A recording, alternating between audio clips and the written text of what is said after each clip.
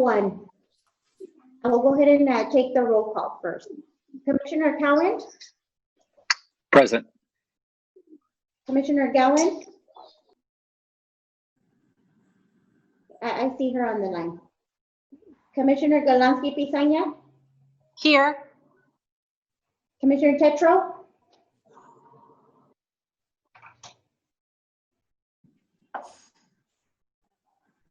I see her on the line, but I believe she's on mute.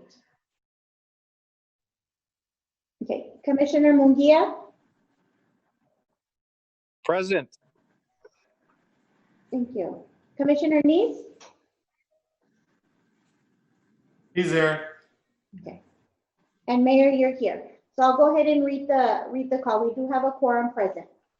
Notice of public meeting of the City Commission of the City of Brownsville, teleconference open meeting pursuant to Chapter 551, Title 5, Section 551.041 of the Texas Government Code. The Texas Open Meetings Act notice is hereby given that the City Commission of the City of Brownsville will conduct a regular meeting on Tuesday, July 7, 2020 at 5 p.m. via Zoom teleconference meeting by logging on the link. The notice and meeting agenda were posted online at the Agenda Center of the City of Brownsville website. We do have a quorum present. We will now begin with the invocation. The invocation will be done by Father Macy. Father Michael, would you do the honors for us, please? Yes, okay. In the name of the Father, the Son, and the Holy Spirit, amen. Heavenly Father, we ask you to be with us at this meeting today. Bless all of us. Be with, especially with the mayor and the commissioners. Keep them free from harm and keep us all from harm here in the city of Brownsville, in the state of Texas. And may Our Lady of Guadalupe watch over each one of us as we meet today. Father, Son, and Holy Spirit. Amen. Thank you.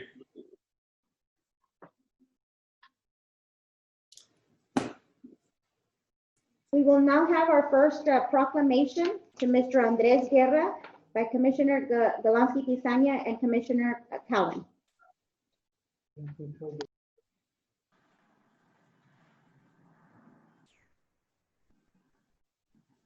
John, do you want me to do it? Okay, cool. Well, this proclamation of the City Commission of Brownsville, Texas is recognizing and honoring Andres Guerra. Whereas this native from Brownsville, Texas is a 2020 magna cum laude graduate of South Texas ISD Health Professions, also known as Med-Hi in Mercedes, receiving endorsements in arts and humanities, multidisciplinary studies, STEM, and community service, who merits today's recognition for his dedication to community service. And whereas Andres Guerra was born 17 years ago at Valley Baptist Medical Center to Stacy Guerra and Juan Guerra, and is the brother to Karime Guerra, all of whom reside in District 4. And whereas in the summer of 2016, before embarking on his sophomore year of high school, Andres became a volunteer with Good Samaritan Community Services 6-week summer learning program, Camp Good Sam.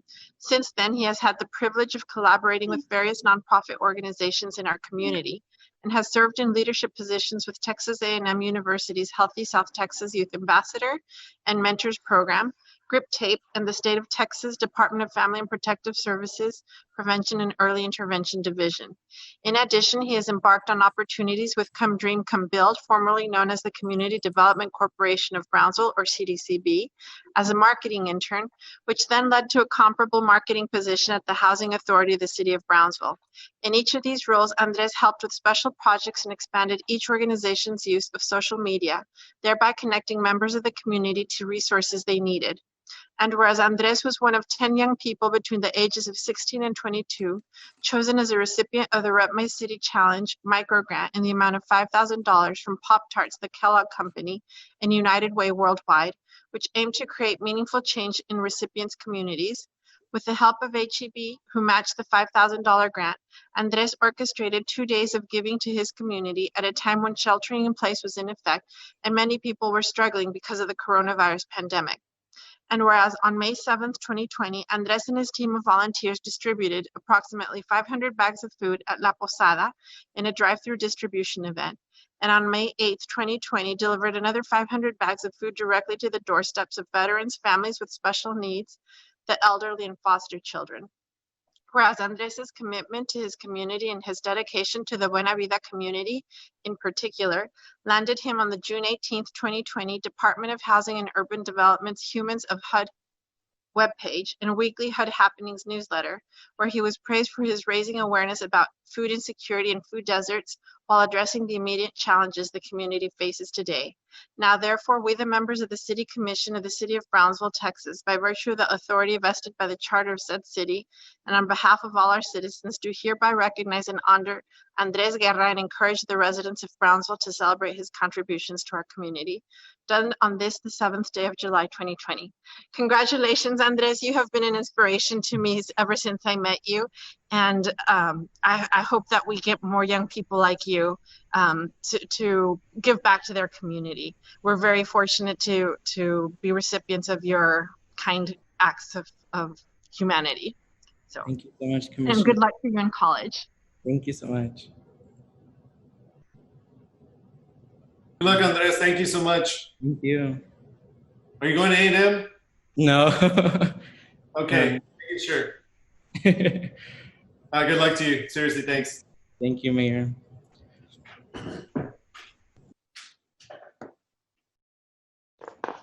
Next, we have a proclamation for Pastor Michael Amisi, Oblates of the Mary Immaculate by Commissioner Tetro and Mayor Mendez. Commissioner Tetro, do you have the proclamation? I sure do. Great. Okay, and this next proclamation, it's very bittersweet. We're very grateful that we have had Father Michael Amisi here in Brownsville for so long to guide us and just everything, get us closer to God and strengthen our faith. But he is moving, and that's what makes this so bittersweet. And before he left, we really wanted to make sure that we honor you and thank you for the service and work that you have done here in Brownsville. We are so incredibly grateful to you. I know that I've found you in my time, and you have strengthened my faith and restored my trust in God. So we're very grateful to have you here today and to honor you with this proclamation from the City of Brownsville. So I will begin. Proclamation of the City Commission of Brownsville, Texas, recognizing and honoring Father Michael Amisi, an oblate of Mary Immaculate. Whereas Reverend Michael Amisi, an oblate of Mary Immaculate, was born in Montreal, Quebec, Canada in 1952.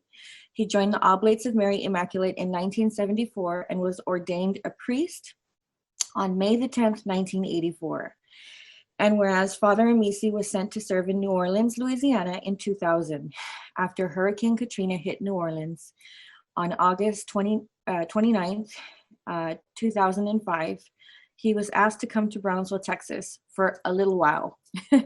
He stayed for 15 years, whereas Father Amisi became rector of the Immaculate Conception Cathedral in Brownsville after serving as an assistant to Father Pascual Lanis, OMI, for 4 years. Father Amisi has served since 2011 as Dean of the Brownsville Deanery of Catholic Diocese of Brownsville, which includes the parishes in Brownsville, Port Isabel. He dedicated and cared for the community.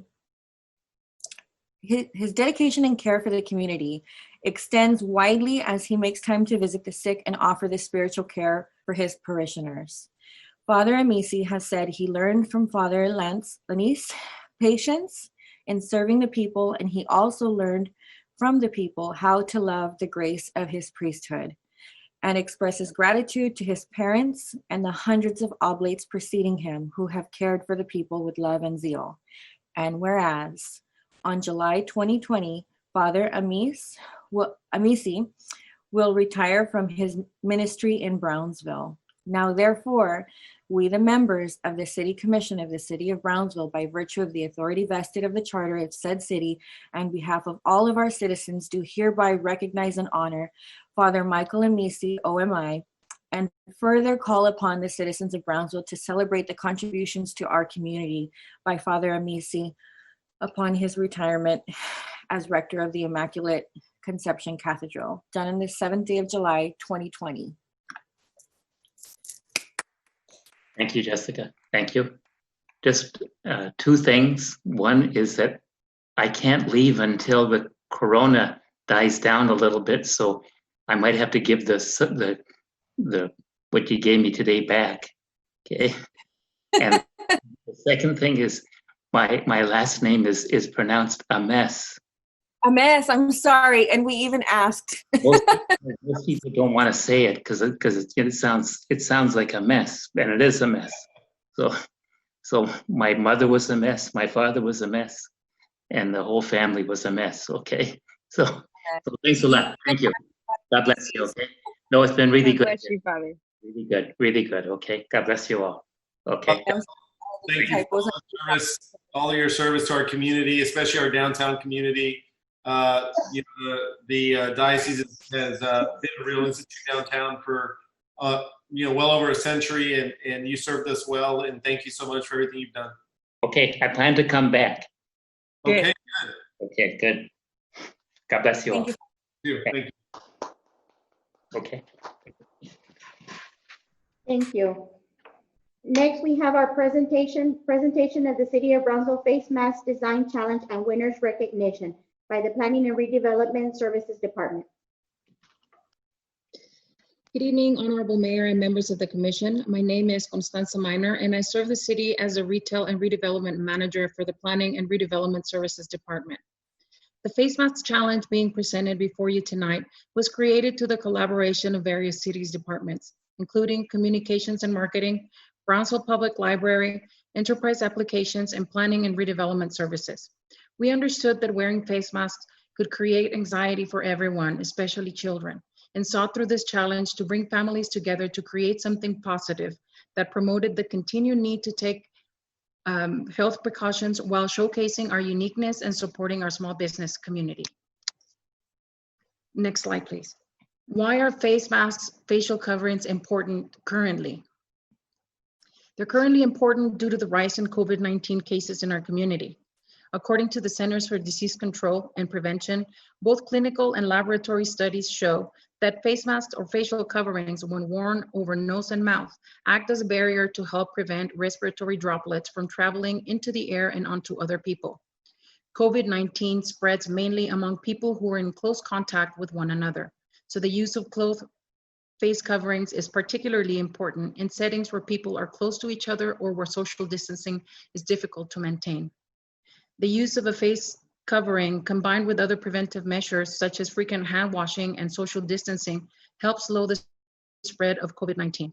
As a reminder, the CDC recommends for people not to touch their eyes, nose, or mouth when putting on, adjusting, or removing their cloth face covering. Always wash hands immediately after putting it on, adjusting it, or removing them, as a virus can be picked up by your hands by touching any contaminated surface on the covering. The CDC also recommends that all people 2 years of age and older wear a cloth face covering in public settings and when around people who do not live in the same household.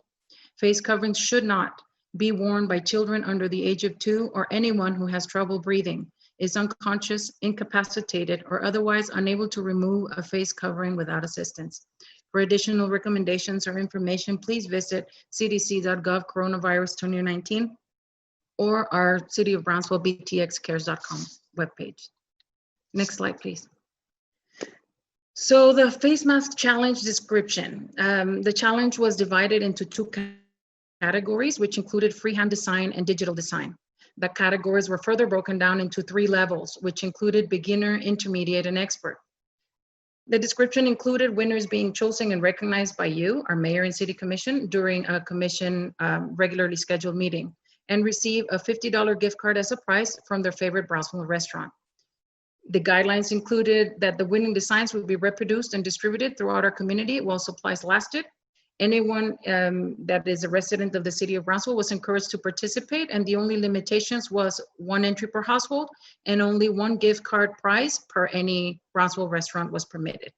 We wanted to make sure that we were spreading the love. Next slide, please. So without further ado, these are the freehand design entries that met all the guidelines for beginner. Next slide are the freehand design entries for intermediate.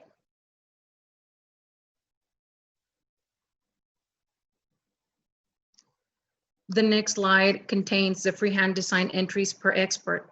As a reminder, or as for information for the members of the public, these designs were sent in advance to our city commission to provide them the opportunity to vote. And the results have been tallied and will be included at the end of the presentation. For digital design entries for beginner, we received these two wonderful face masks. Next slide, for digital design entries for intermediate, we received these two that qualified. And for digital design expert, we received this one mask. And the selected winners per city commission for the freehand design was for beginner, Ms. Kayla Nelson, with the Rolling Waves design, and she will receive a gift card for $50 from the Main Street Deli. For intermediate would be Ms. Lisette Amaro for her bearded design and would like to receive an Olive Garden gift card. For expert, it is Ms. Rayana Apacible for her many Brownsville sceneries, and she would like to receive a gift card from Bobalicious. For digital design beginner was Ms. Jaisel Moreno with the I Care About You submission and will receive a card from Chick-fil-A. For intermediate, Ms. Nicole Arredondo with her Brownsville Sunflowers entry and will receive a gift card from Chili's. And lastly, Ms. Claudia Flores with her BTX Care design will receive a gift card from Texas Roadhouse. Congratulations to all the winners and thank you, City Commission, for your participation. I will address any questions.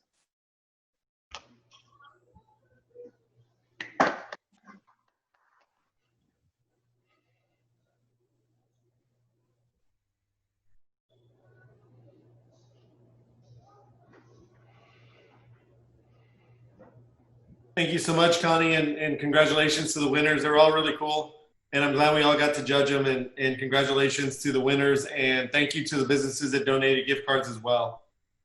Great idea. Thank you, Connie, and your team. My pleasure. Have a great evening. Thank you. Next, we have the public comment period. We only had one person turned in public comment. The name is Carl Burkhalter. He does wish to address the commission. Are you on the line?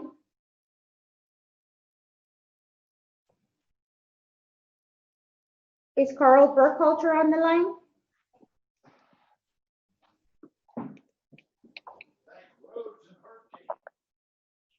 What?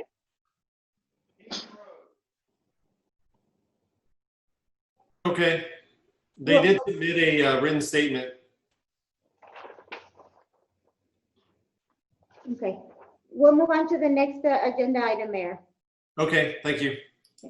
Next, we'll have a work session number 1, redistricting presentation by Rolando Rios regarding Brownsville 2020 City Commission redistricting for census analysis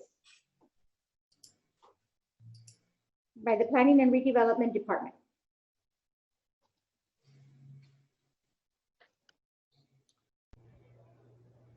This is a presentation that will be made by Mr. Rios. I'm assuming he's on the session. We notified him last week as well as today.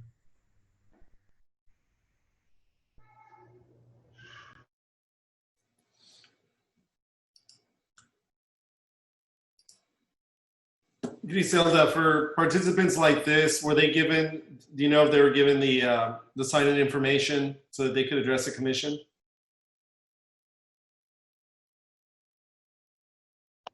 We depend on the department director, sir, to contact the recipient. Okay. Well, if Mr. Rios is not here, then we're going to have to go ahead and either have the department present or table this to the next meeting. I would recommend.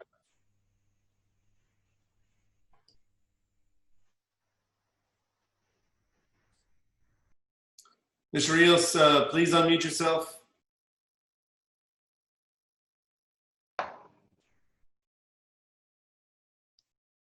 Okay, can you hear me? Yes, sir. Okay, I'm sorry, I didn't. I was muted, Okay. no which problem. is the condition that my wife likes me in most of the time. Yeah, I wanted to thank you, Mayor and Commissioners. Thank you for the time to speak with you today. The pre-census analysis that I sent you is a tool to get the commissioners, the elected officials, to start thinking about the census and also the redistricting that's going to be coming up. This is a particular task that we do once every 10 years, but it's a very important task because this is what's going to be set in place for the next 10 years. The report itself is basically designed to remind you what your district looks like, provides you with the shape files. It provides you with communities of interest. For example, every district has a certain percentage of the school districts, and that's a consideration that the courts have asked for elected officials to consider when they're changing their districts around. It's also got the voting precincts that you should be aware of as you're making changes. It's also got those, by the way, those school districts and the voting precincts are considered communities of interest.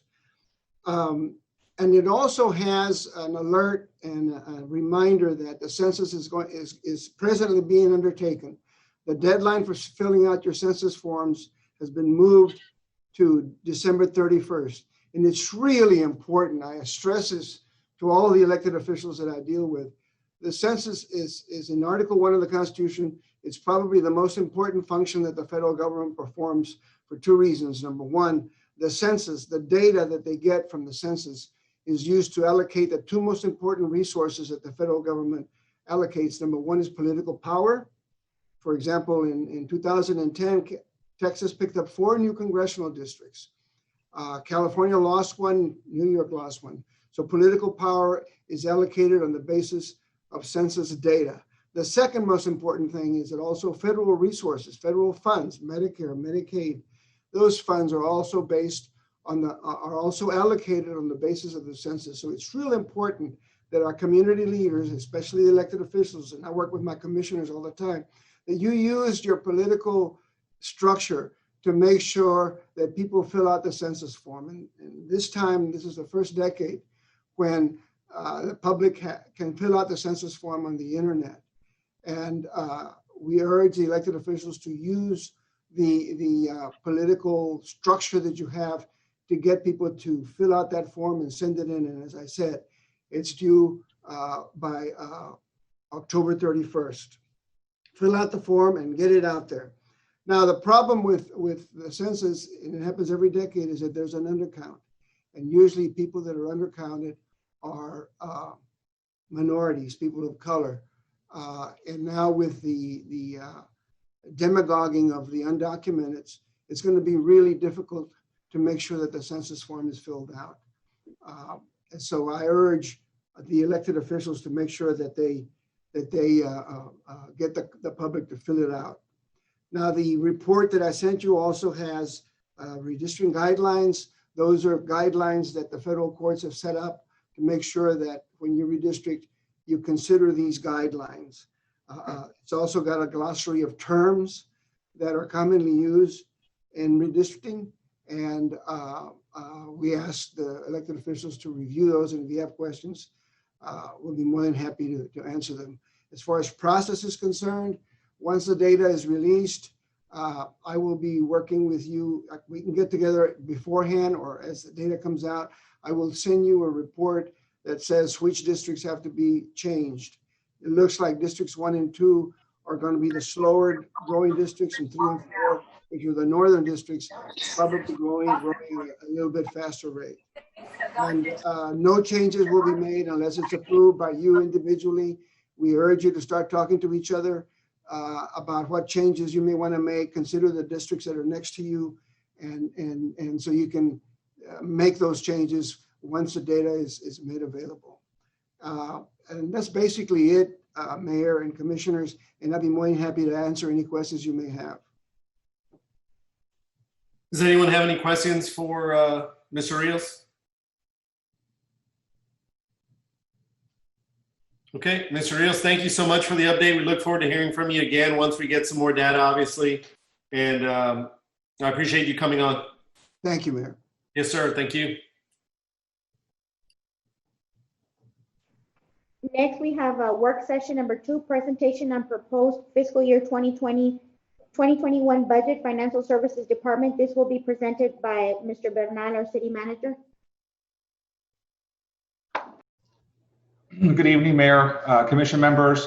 Tonight, it's really just an introductory presentation for the budget. We have scheduled workshops on July 21st and August 4th, where we'll go into much more detail regarding the FY21 proposed budget. This presentation will mainly lay the groundwork for those meetings. Next slide, please. So we'll cover a quick recap of the fiscal 20 budget, what the end of year projections look like, with an emphasis on COVID, which has been the largest, most significant impact during this current fiscal year, and then some guidelines that will guide us into the general approach for the FY21 budget. Next slide, please.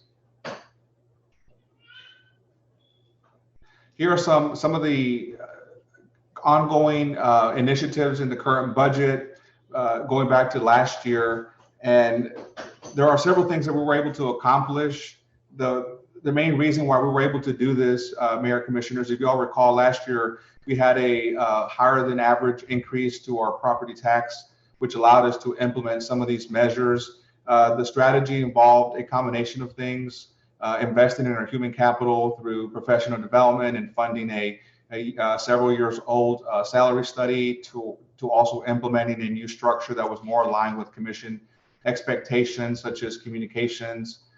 We also were able to invest in deferred maintenance items and begin to also implement a financial philosophy to where we were able to manage our enterprise fund relationship with general fund by capping certain revenue sources that general fund had become dependent upon. So basically also beginning to lay a groundwork for longer term planning and beginning to use the budget as really a one step as part of a much broader financial approach. Next slide, please. Here's some of the same. This slide may look familiar to you. It talks about some of that net revenue increase we saw last year and how it was strategically allocated to accomplish organizational objectives.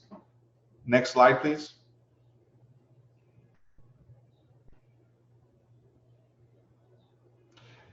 Here's where we are for the current year. The projection for the last quarter of fiscal 20. If you look at this slide, there's a lot of red, and that's where the COVID impact has primarily impacted sales tax, followed by other enterprise funds such as the bridge, due to the closures that have been happening. And then there's a variety of other fees and revenue sources like the airport, B Metro, stuff like that has also suffered a decline.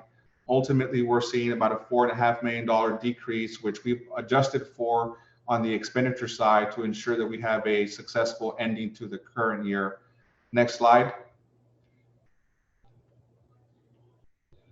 This slide touches on those changes. So here you see the green signifying the changes that we made pretty quickly, from hiring freezes to a lot of other expenditure delays or postponements that we made, such as travel. We scrubbed every line item and make sure that we could absolutely justify any expenses that would affect our ability to balance out for the current year.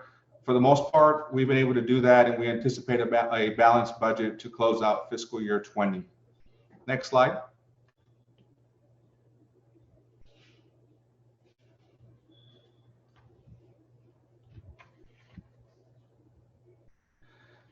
Here's a sheet that we've begun to share with the Commission dating back to March.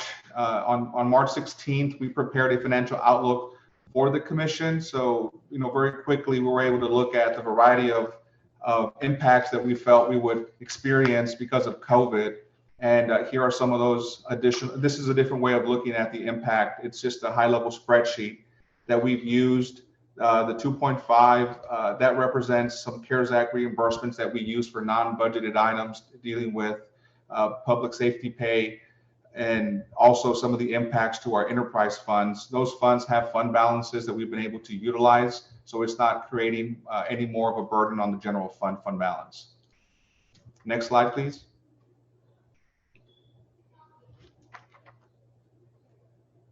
And here we have some additional detail on the expenditure side. So again, overall, if you look at the bottom line, it's pretty much netted out because of our ability to make adjustments. So that'll cover what the starting point will be as we go into fiscal year 21. Next slide.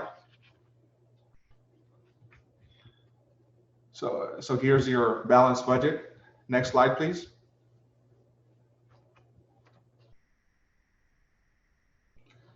Here's some additional impacts to other funds, the landfill fund. There really has been COVID has hardly, the impact has been felt throughout the organization. It's hardly left any department untouched. So everything and anything pretty much has been impacted, and this is just reflective of the complete shutdown, economically speaking, that we've experienced because of COVID. So there hardly has been an area that we've not had to examine because of impacts from COVID.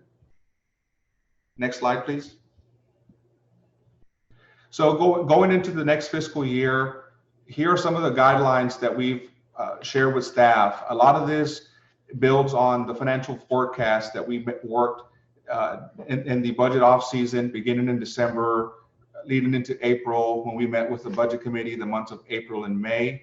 We want to follow the policy statements. The departments have begun to look at a lot of what they do, really understanding what it is that they do well, what is it that the level of service is. We want to make sure that as we allocate any additional resources to what we would call enhancements or any recurring permanent increases, that we understand how that's going to enhance the current level of service. And we can't really determine that unless we know what we do now. That's been happening throughout certain departments. We've structured that out by 4 departments per year, and some of those were shared with the budget committee during those meetings. We also want to be aligned with the commission objectives. So you all have invested time through retreats to develop your strategic vision. That is also what we take into account. What we'll continue into this next year is there are some additional facility improvements that we need to make on the deferred maintenance side. That is something that we want to continue to work on. We're finalizing some of that with the PUB, and also look at our equipment and technology replacement schedules. Last year, we built a fleet replacement schedule. We also fine-tuned the capital improvement program over the next 5 years.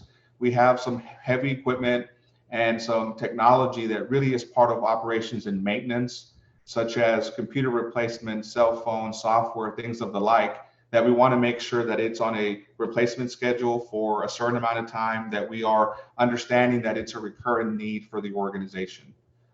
Next slide, please. Here's what we know going into the fiscal year. We will implement the first full year of the wellness program. We had initially intended to do a soft start April 1st, but then COVID got in the way. So we're intending to just start with a new fresh year on October 1. We have the SAFER grant implementation. There are 9 firefighter positions that have been added. We've done analysis on the other post-employment benefits or the retiree healthcare cost. We are going to recommend in the next workshop some suggestions for a phase-out strategy of that benefit that we cannot sustain. We did establish a trust fund, but we've learned that that trust fund, even though it's in place, it wouldn't do enough to really cover the cost over time. We also have an update to our streets inventory so that we can have a much better maintenance program and reconstruction program now that we have CIP capacity. Last year, we restructured the city's debt portfolio, creating $10 million of capacity over a 3-year period. So that $30 million we'll need to dedicate, and we want to make sure that it's based on up-to-date information on the condition of our streets. On the departments, there are 4 departments that this past year we have further assessed, so that if we're going to increase or enhance any services in those areas, it's based on what we know their needs are, and some of that was discussed during the budget committees. We'll go into more depth here in the next 2 workshops. Things like Sunday service, things like funding for the Southmost Library, digitizing more of planning, And on the public works side, it's continuing to invest in streets and drainage. On the revenue side, there's a preliminary valuation of roughly almost 8%. If you divide that up, it's less than 2% of new growth and roughly almost 6% on existing growth. We had a conversation about a month ago about the cap and the impact on the property tax this year and lifting that to determine if the commission was amenable to going beyond that 3.5%, since it is allowable during an emergency year like what we have going into fiscal 21. We'll run you through those scenarios and options as well. And then we also know that we have standing agreements with our fire and police unions that we also are obligated to fund. Next slide, please. So pretty much in closing, what I would say in terms of what's going to guide us in principle and philosophy for the next year is that we're going to really look at fiscal 21 as being an inflection point for the organization. Fiscal 21, we're taking it as a year of transition so that when we come out of the COVID-19 pandemic, we want to reemerge as a stronger organization. We want to be agile, resilient, and have certain characteristics of us having learned what we do well, what we want to do differently, what we should perhaps be doing, how we best allocate our staff, continuing to make sure that we prepare for external shocks like what COVID is causing on us. One example, last year, the bridge fund was reduced. That was a great decision. We also restructured the debt. That was a great decision because it gives us flexibility. We've done a 5-year plan. That's given us a lot more to work from, but we still have more to do in terms of additional efficiencies and using things like technology, for example, to continue to make us a smarter organization. So if we have data, we need to leverage that data. And these are some of the things that we feel we'll be able to do and provide you examples of in the next 2 workshops as part of the fiscal year 21 budget. Next slide, please. Here's where we are. This is an introductory presentation. We'll file a draft budget on the 17th and then continue going a lot more into depth on the 21st and on August the 4th. We will have the remaining part of August and even September to adopt the budget up through the end of September. So we just want to make sure that we're ahead and that we give ourselves time on the back end for any additional tweaking of the budget. And that is all. That's all I have, Mayor. I don't know if you all have any questions for now. It was high level, but that was the intent for today. If I may ask a question? I'm sorry. Commissioner, yes, go ahead. Okay, thanks. Really quickly, Noel, on the slide where you talk about the $2.5 million from the CARES Act, is there still money that that was allocated for the city, but we haven't accessed in case we needed to do hazard pay that we could apply for?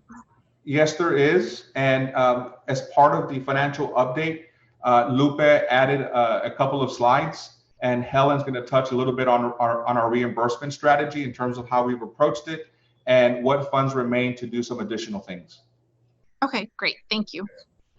Absolutely. And you'll see on the 21st that we are using the reimbursement strategy to help create some contingencies into fiscal 21. So we'll touch a lot more on that on the 21st as well. Noel, I have a question. What is there a drop dead date of deciding what to do with the additional funds? No, there isn't a drop dead date to decide to encumber them. There is the end of this current calendar year, but in terms of determining what to do with them, there hasn't been, to my understanding, a specific deadline. Okay, thank you. Mm-hmm.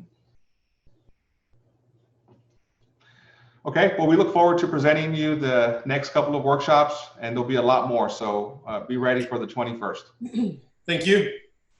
Thank you.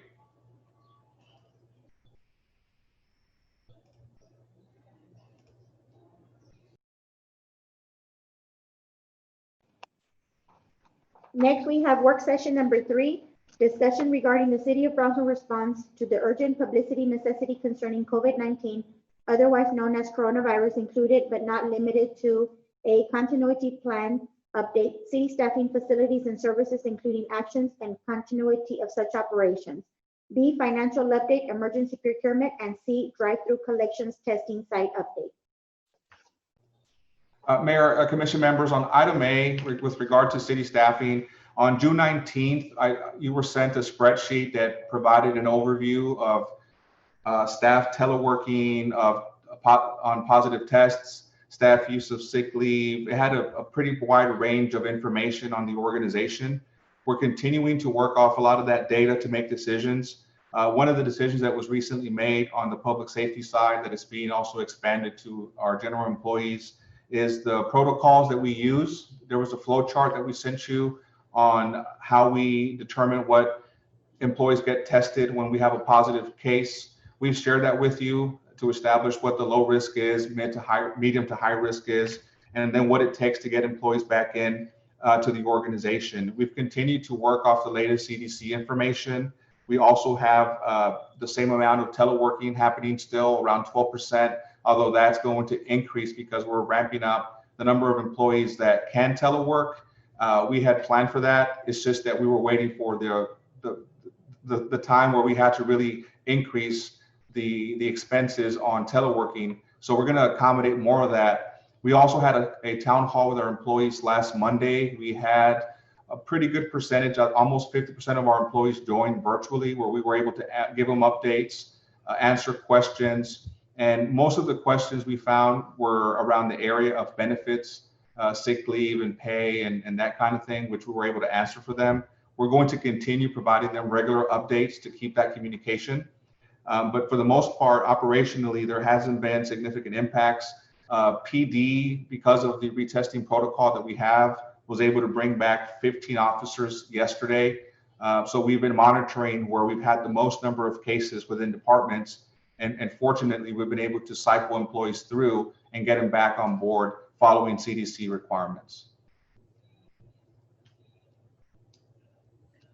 I have a question, Noel, real quick. Yes. You said that PD is making sure that everybody is retested before they come back into the work environment, right? So what PD is doing is the protocol that we're using is it's only for those that have serious pre-existing conditions. That is the latest CDC requirements on when do we require that the 2-test protocol that had been developed initially based on CDC guidance. And I can let Chief Sauceda also speak to that. Well, I was just going to ask, are you finding anybody that is not making the 2-week criteria and still testing positive? Like, is it something we should be worried about in other departments or with the city and county in general? Or are you seeing people able to return to work after the 14 days? Yeah. That's my, are we letting people out that are still positive back into public? Absolutely not. The lion's share are employees that can come back following the CDC protocols. We're not taking any risks and bringing anybody in prematurely. Commissioner Tetro, Jessica, to answer the other part of your question, there are instances at both hospitals of people who are shedding virus for much longer than 14 days. Thankfully, it's not very many, but they are seen in our community.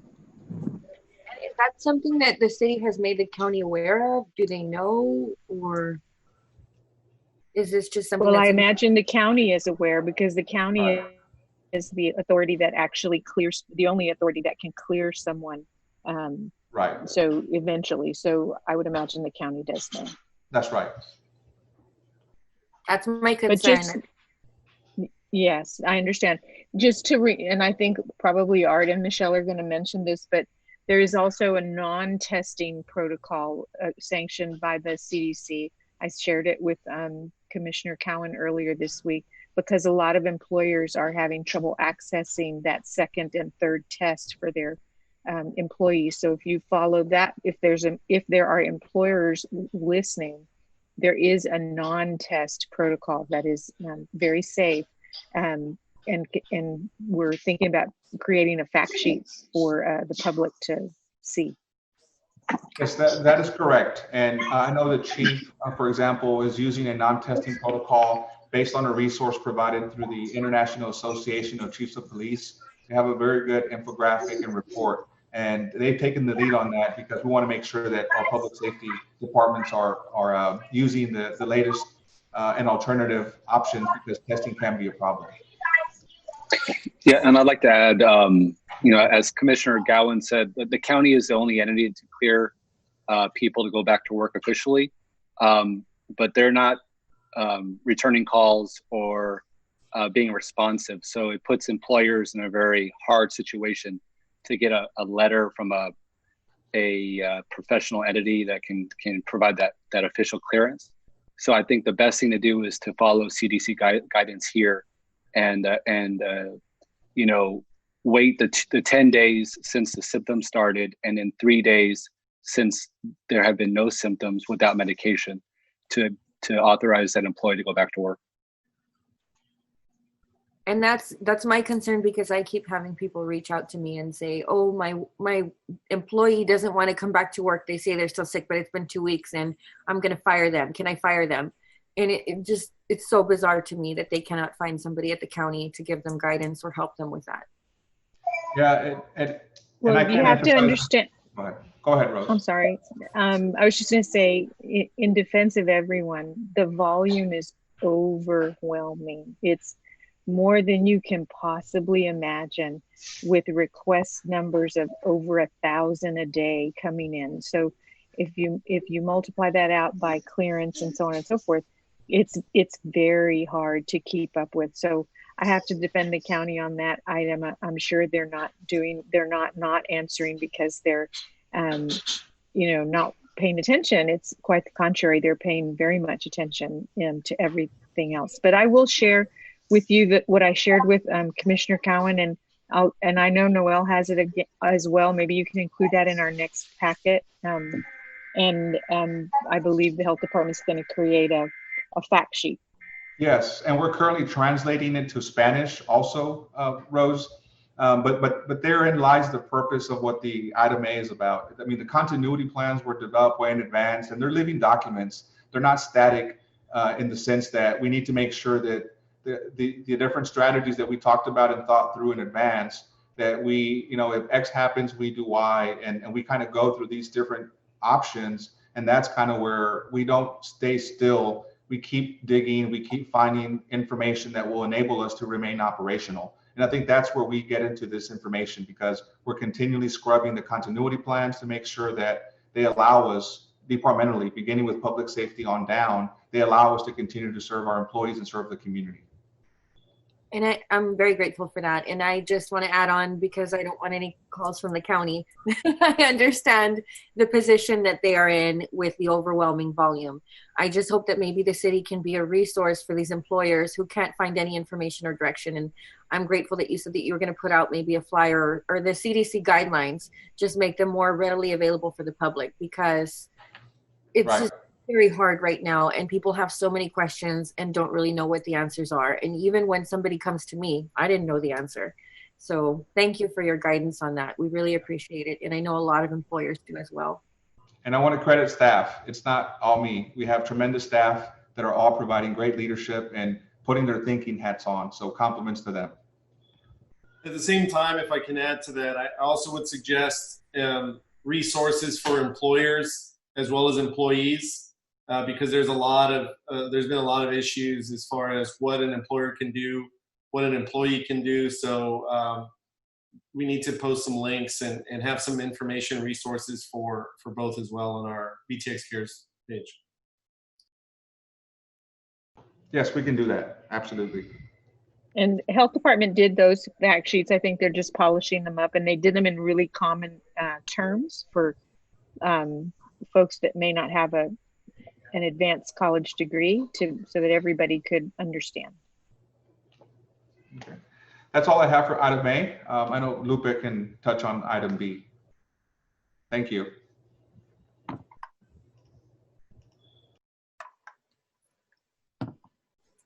Good evening, Honorable Mayor, City Commissioners. I'll briefly go over the financial spending update as of July 3rd. Next page, please. On the expenditure summaries, we have two categories, budgeted expenses and non-budgeted. On budgeted, we have approximately about $3.9 million. Non-budgeted expenses, about $3.2 million. Total COVID-related expenses, about $6.8 million. Next page, please. Amounts that aren't attributed to emergency costs, total about $6.2 million. lion's share of this, it's attributed to personnel, which is about $5.9 million.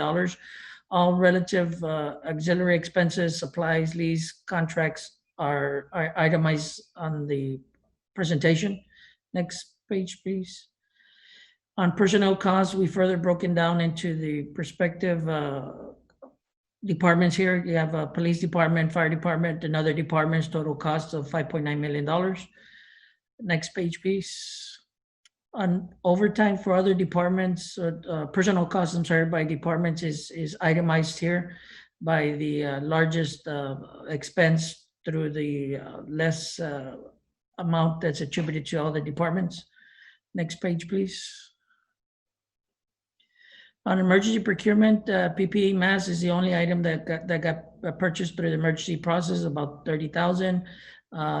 Drive-through collection sites. This is the one where we're approximately about 550,000 in drive-through testing costs. This represents 73 days of testing. The lion's share of this is covering the cost of not uninsured persons, about $405,000. Next page, please. One of the additional worksheets that we went ahead and added this time around. This worksheet is a summary of a similar worksheet, but I kind of cropped it down and eliminated some items on here. But basically, this is a worksheet that we're going to be using to track reimbursements of expenditures, and it's categorized. The categorization is based on the CARES Act relief fund. What this does on the first three categories, that's 1, 2, and 3 categories on there, the CARES funding mandates that a minimum of 75% of the expenses be allocated and spent on the 3 top categories. The bottom 4 categories is what's left, and you could spend it on those items. Again, the first 3 categories is a minimum of 75%, but you can spend more than that should you want to. To date, we have about $6.7 million. The column that says estimated projection, those are estimates that we're working on. Case in point, facilities, retrofitting facilities, about 300,000 items on that sort. Total, if the bottom section that's there, it kind of breaks it down to the very bottom. That's if we stay with the categories of what's the first 3 categories are attributed to 75% of it, we tentatively have about slightly over $1 million left, under $1 million left, leaving about $2.1 million to be used under categories 4, 5, and 6. Should we keep that proration on there the way it's there? Next slide, please. These are the reimbursement strategies that we have.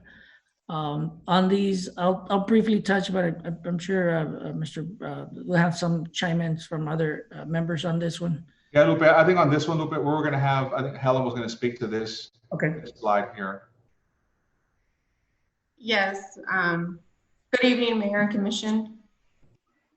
With regard to financial sustainability, the city manager did speak to contingency planning. We have, as you know, had to retrofit our technology needs.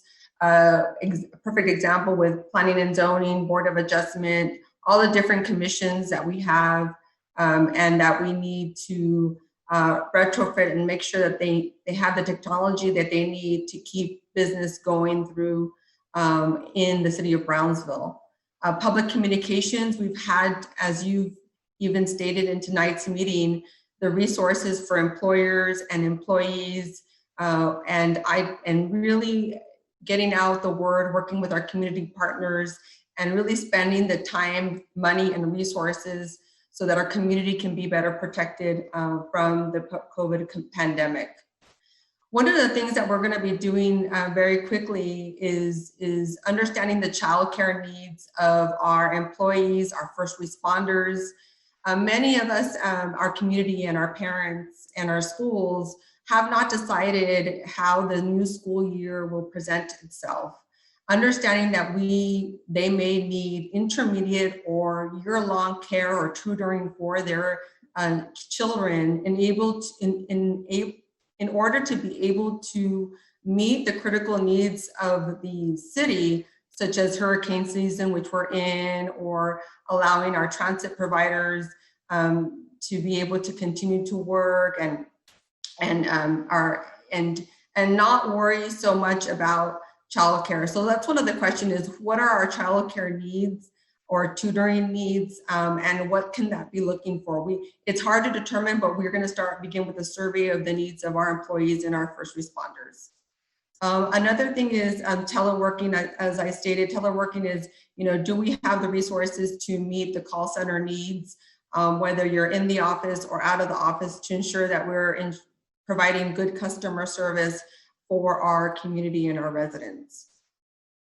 The drive-through testing, as you know, has been a big one with regard to costs. The city's commitment to protecting our most vulnerable uninsured population is demonstrated by your commitment through funding. Additional funding will be needed. The phase 2 testing expansion is a way that the mayor and city commission is supporting not only our community, but our employers. So the wonderful relationships that we're forming with our private clinics, in the way that, government cannot solve everything. Government is a way to leverage our existing private sector resources. So here you are demonstrating the needs of our employers is that, where is the testing? We need to be able to test our employees. We need to test them to be able to come back to work, and city, can you help us with those resources? And Commissioner Gowan and Dr. Rodriguez have been working tirelessly in finding that right call center, or how to fill out the questionnaires and be available for the amount of testing that is needed in our community. One thing, an important part of that is resiliency, right? And so the resiliency of our community comes with addressing the root cause. And the root cause here is the pandemic. So the importance of the testing and the empowering our businesses to be able to work through COVID is the way that we feel is important to tackle COVID and become more resilient community, and not let COVID overtake our community. So the application software, I understand that our health department, health and wellness department, part of their budget includes additional software for better efficiency. And also the health department does need additional personnel by way maybe of a nurse or a doctor, in order to help our department and our director be able to handle much of the operations that were coming online with the phase 2 testing. I would say that we are unique. Not many cities have a health and wellness department in addition to other departments. What you'll find is cities under 100,000 population do have, say, economic development, but really do not have a health department. So I think that is probably one of the best ways to really tackle and help our businesses, where traditionally businesses were helped through grants or loans, but the type of assistance we need in a health pandemic is assistance with health needs. So that's the uniqueness of this, that it really presents a unique way to strategy with which to help our businesses. And so that leads to the business needs. Not only did BCIC, for example, did pay for an e-commerce course for our businesses in collaboration with UTRGV. The city of Brownsville, there was 2 other courses that we funded through CARES funding, which is a small business resilience fund, which is a way to help our businesses through UTRGV take courses in innovation, adapting to customer needs, new products and services that there may be in this new market demand. And also the basic elements of a business plan. Now that they're looking at reinventing them, maybe introducing new products, does their business plan change? Do they have a business plan? What are those basic elements that they need? And so in addition to that, as you know, we partnered on a disinfection course with TSC. It's been successful. I think that understanding the needs of those business, immediate needs of our businesses was an important part of that, the success of that project. The Workforce Commission, Cameron County also provided funding, matching funds for that as well. And also the microloan program will be presenting to you requests through BCIC and the city in terms of providing, it's, you know, the SBA loans do provide or larger loans, but what about the small, the small mom and pop that maybe only need to get by these next couple of months, and so that's a different type of need from the larger SBA loan. What our retail and redevelopment department has did partner with PUB, and in the electric bill, we were able to demonstrate all the different programs and courses that are listed under the business needs. And hopefully, if the microloans are approved, we can also include that as another way of assisting our businesses. The face mask, although small, it helps with our communications and marketing of our businesses. And we also want to start with the loteria, which is to be determined. So I don't want to give too much away. And finally, the digital transformation, assisting our business. Given that we did counsel, the city was going to have a May job fair. We had about 30% vacancies. That was counseled as a way to reduce staffing costs. But now we need to find efficient ways to deal with the type of workload that we have through technology. And so the broadband feasibility and digital inclusion plan that is coming before you today will also identify those service gaps in broadband that our business and our community has. That in itself, I think it's a critical need. If you talk to any economic development provider nationwide, they speak to that gap, that digital divide, and the need to assist our community. With that, it'll not only empower our schools and our kids, but also our businesses and our community in general to take it to the next level. And that kind of concludes some of the programs that we're looking with the needs. $1 million isn't a lot of money, but I think if you spread it over different types of needs, from organizational needs, community needs, to business needs, you can really help the community and the city become more resilient long-term. Thank you. I have a little statement on the digital divide aspect of that. Mr. Cowan from the BISD board has been communicating with me, and apparently they have their schools on a network, which I think maybe even fiber, and they want to collaborate with us, which might eliminate a big infrastructure cost for us to connect, because all those schools are in all the neighborhoods. So I would encourage staff to reach out to the superintendent at the school district to see how we can tie in to their system and eliminate the cost of the infrastructure to try to set up that citywide Wi-Fi access. Yes, Commissioner Mies. In fact, we have a meeting. Dr. Cantu has reached out to me, and we have a meeting scheduled for Thursday to specifically speak about that. That's awesome.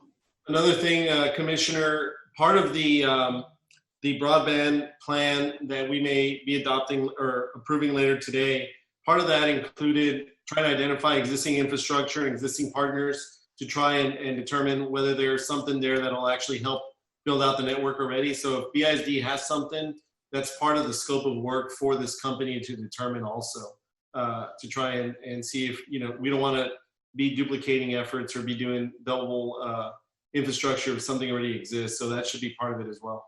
That's great news.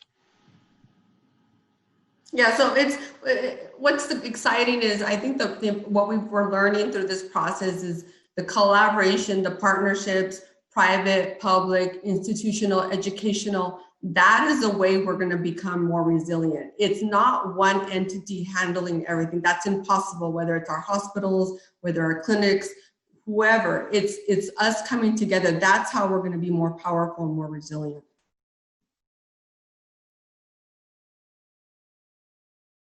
That concludes that slide. Next slide, please.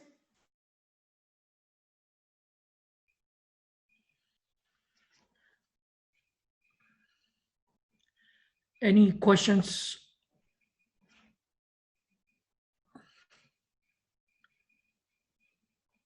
I just have a comment, Lupe.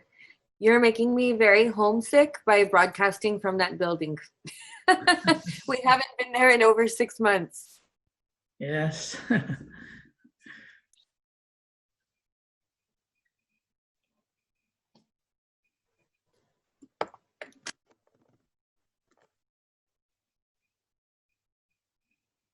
Thanks. Next item.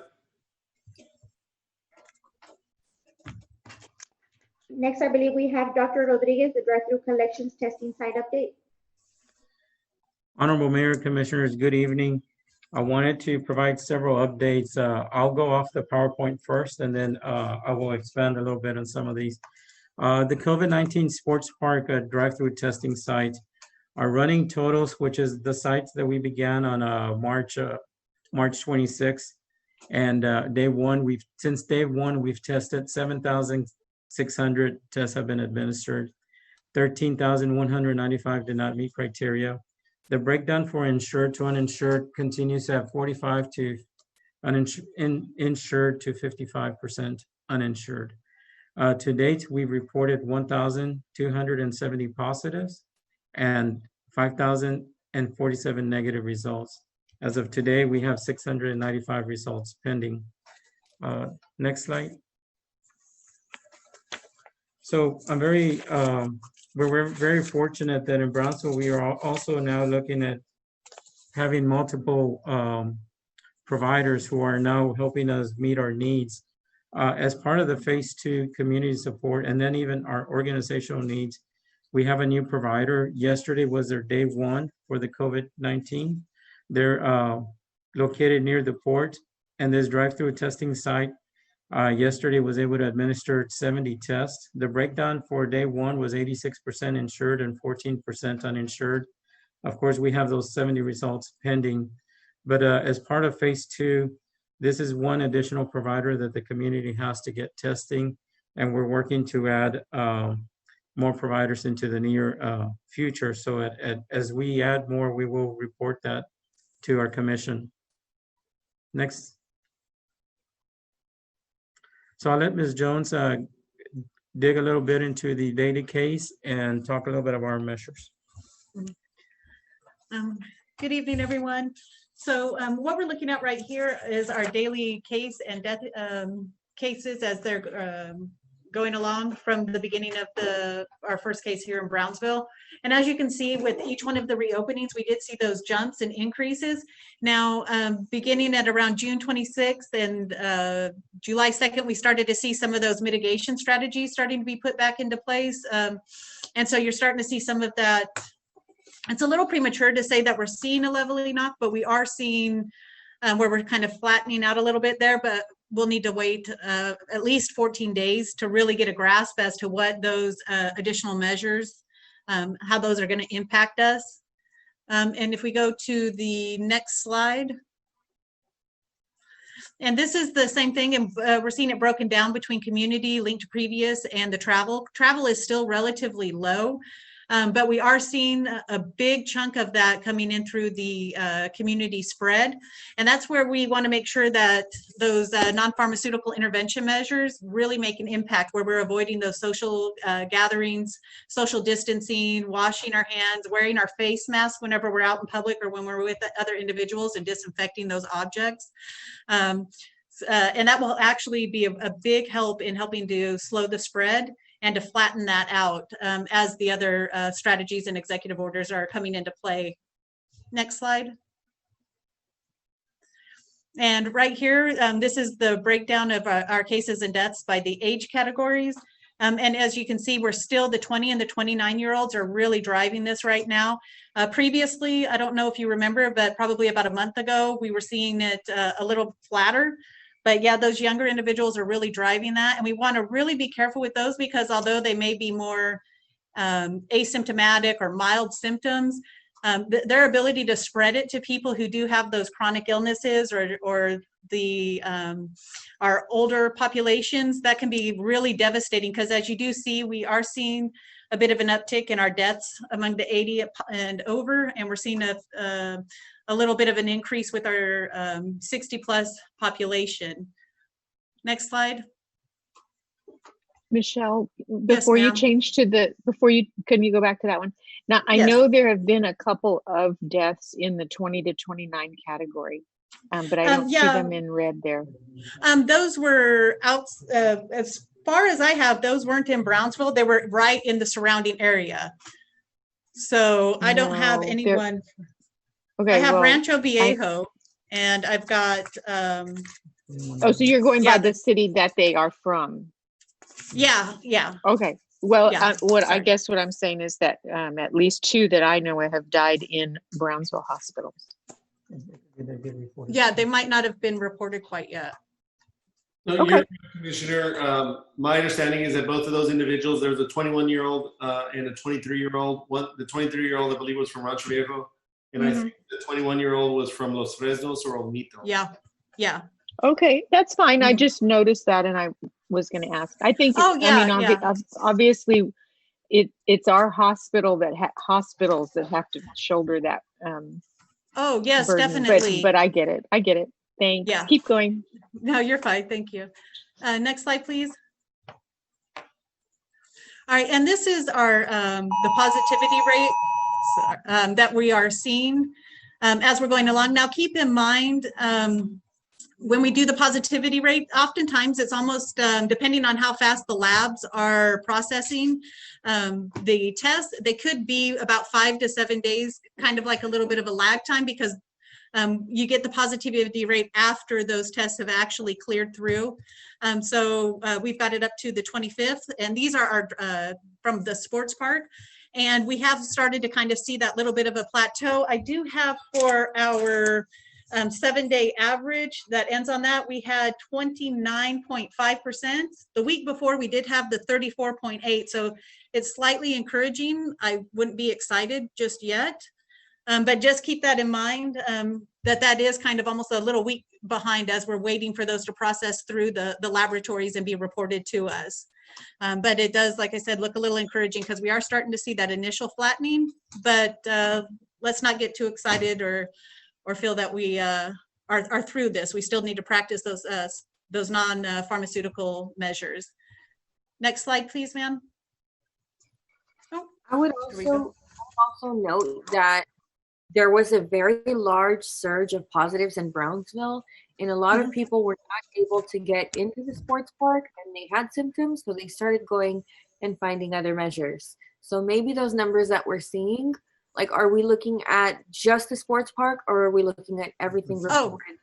So we're looking at the whole Brownsville, but I get that more aggregate versus this is day by day. So I can run those 7-day averages. So when we do look at some of the positivities that we're seeing, we're looking at what is the hospital seeing, what is the county seeing, what are some of the other clinics. But for that real granular data, we're getting it as close to real time as possible. There is always that delay because of when they're being processed and any clinic or clerical mishaps. But that gives us a good insight into that. But I don't want anyone to ever think that we aren't looking at those other positivity rates, because those are really great indicators of what's going on in our community also. We just have the granular data on the sports park. May I ask a question? I noticed there was a downward trend around the 4th of July or right toward the end of one of those graphs. Now, of course, that there should be some kind of lag or something based on on what happened this weekend, because there was a large influx of people for example, it's the island. And what is your what do you think the lag time is going to be before you see the impact of all those congregations that were occurring? Or can you speak to that a little bit? Yeah, we can, and keep in mind, nothing is ever 100% because everybody's immune system and how they respond is a little differently. We do know that the average day to symptom onset is about 5.5 days. So depending on what day they were out doing these congregate settings, we should start seeing that spike begin at 5.5 days, 6 days, right in there. And then it will last up until 14 for that initial congregate setting. Now, those individuals, if they're not seeking medical care right away, or if they're transmitting beforehand, then we'll start seeing that secondary attack rate. And so that could drive it up even higher. So the real key point is probably going to be when we're going to see that initial impact. We're going to see that probably around the 9th or the 10th of July. And that's just due to how long it is until the first symptom onset. And then and that will be that'll be shown in how many people are applying for testing. That will not necessarily be the positives. That's when those individuals are going to start seeking testing, but we still have an additional few days before those positive test results come back in. But we will start seeing the increases in the people requesting tests, and then begin seeing people who may be seeking emergency care and things of that nature around the 6th day. So, I like the way that you have marked the letters A, B, and C to a specific, you're tying them to events. So yeah, 4th of July would probably be another one. Yeah. And another thing that came up in the hospital conference call this morning was the aspect of someone who has already, I guess, gone through the whole symptomatic process.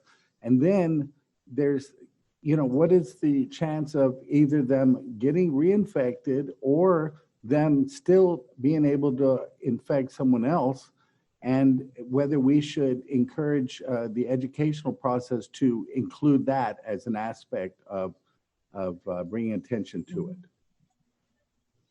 Do you want me to go? Yeah. Okay.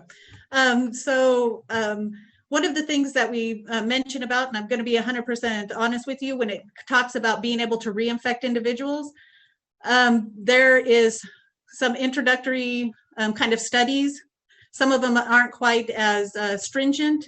So we do believe at this point that there is the possibility to become reinfected, but we just need more time on that one as this develops, because we need more individuals to become ill and then have the opportunity to be reinfected. So there's always we're not as strong on that particular aspect as we would like to be, and that's a great area for us to get more studies done, more stringent studies as time is progressing.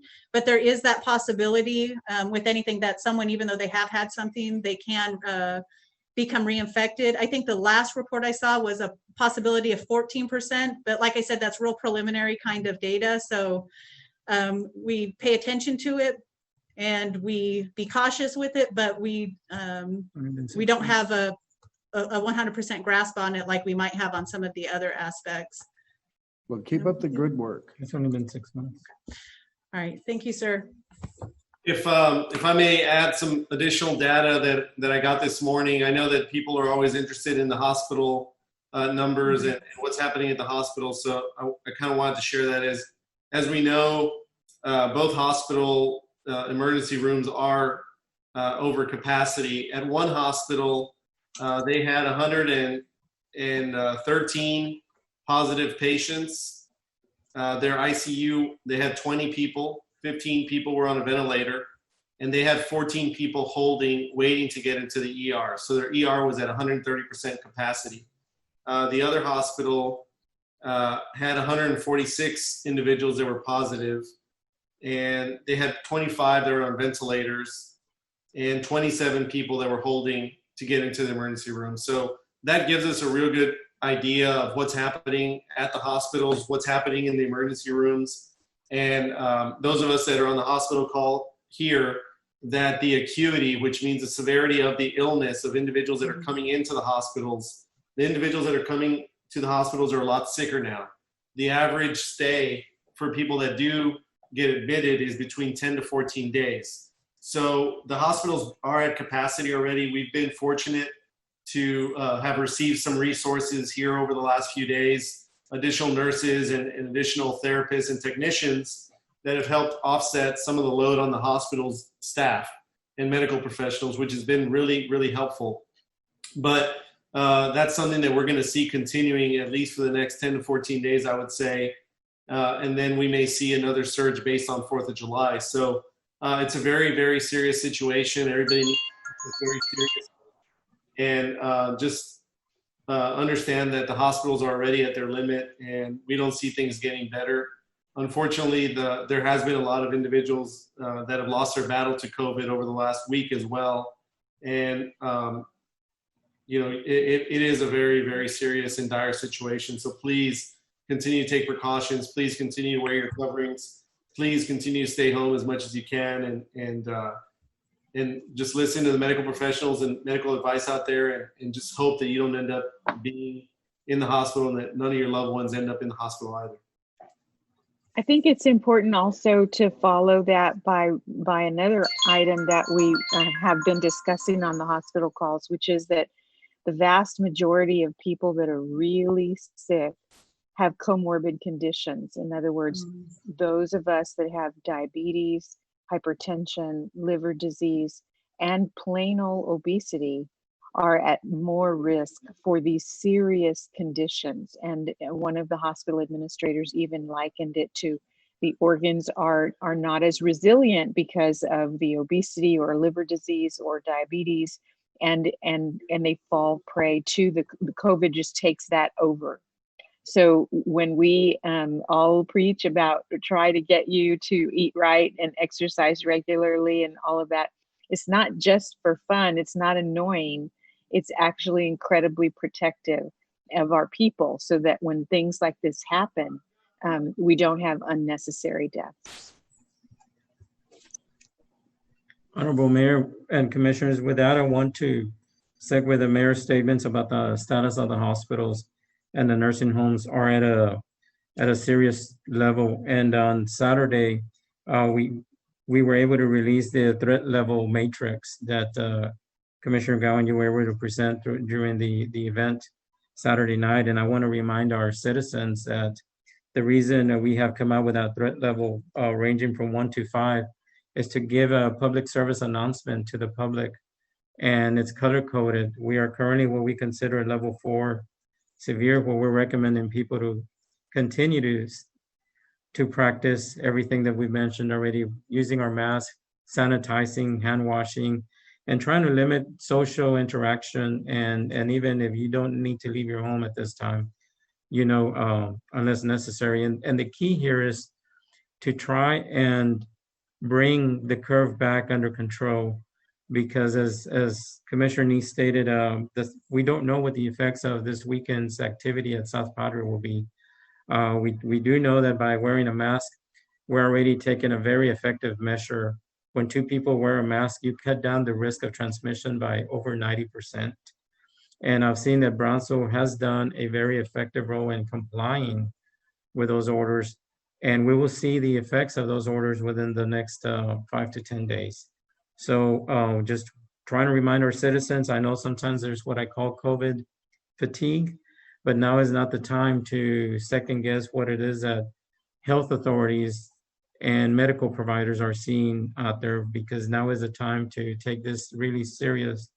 Otherwise, our healthcare system will be overrun beyond capacity. Right now, as Mayor mentioned, they are at 100% capacity. And if they get some relief, it's usually somewhere between 5 and 10 beds a day. And we need to be able to increase that capacity so that they have some breathing room and their medical staff can get some relief, much needed relief. Thank you. Thank you, Dr. Rodriguez. And also just a reminder to those individuals out there that want more information. A lot of this is available on the homepage of the City of Brownsville website at cob.us. And a lot of other information is available at the Department of State Health Services.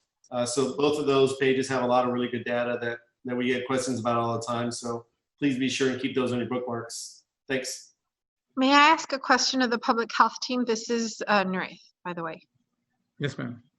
Okay, so I drove by the bingo hall last night and I was surprised to see so many cars because for some reason I thought it was closed, but then I came home and reread the emergency orders and saw that they were allowed to operate at 50%. But in your research of the people who are infected, do you know if mass gatherings such as at the bingo hall, and I don't know if the bowling alley is the same way because I didn't pass by it, but that maybe some infections or even serious cases are stemming from mass gatherings like that? Yes, Commissioner Galansky, that's a very good question. We actually have been at the bingo hall, that's been one of our areas of concern because of the population that visits bingo halls. And we have been very active in looking at the 50% capacity that we have at this time, and then the usage of masks.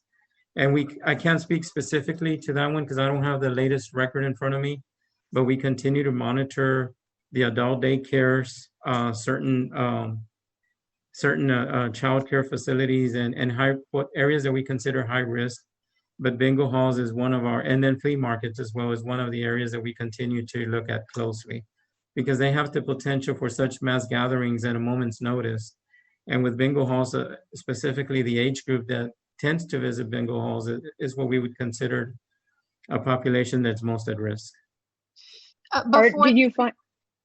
No, go ahead. Before the previous orders that we adopted on Monday of last week, were they also operating at 50% or higher? In I'm just wondering if maybe we need to reverse the orders with respect to those. We've kept them at 50%, Commissioner, but we certainly can explore that, and if there needs to be a 25%, certainly because of the population, we certainly will look at it. The concern with bingo halls is the length of time. They operate for 2 to 3 hours in a closed room, and you're looking at a population that many times is already immunocompromised. Do you find that the people are wearing their masks inside the bingo hall? Yes, ma'am. We do find, especially more now with the new orders, GA 29. We've had some really good compliance. So it does decrease the risk. So when you have the mask and then a 50%, it is playing a role in limiting the infection. However, this, again, I want to repeat, this is a population that's usually above middle age. And for that reason, we have been very diligent in visiting the adult daycare centers and these type of facilities because we have more than 10 people. I share Commissioner Galansky's concern about the numbers. Yes, ma'am. I think we all do, really. Yep. Need 3. So maybe then what we need to do is at the next meeting, consider changing that because it is, well, it seems to me a double standard. If we're telling beauty salons that they can only have 10 clients at a time, all event halls are closed, yet we're allowing a bingo hall and the bowling alley, I just haven't driven by there. But assuming that they're all in compliance, it just doesn't seem to make sense. And we need to send a clear message to the public so that they continue to follow the rules and don't lose faith in leadership. Yes, ma'am. We certainly will be part of adding this to the measures and bringing more stricter guidelines to these facilities. We'd like recommendations, Art, please. Thanks.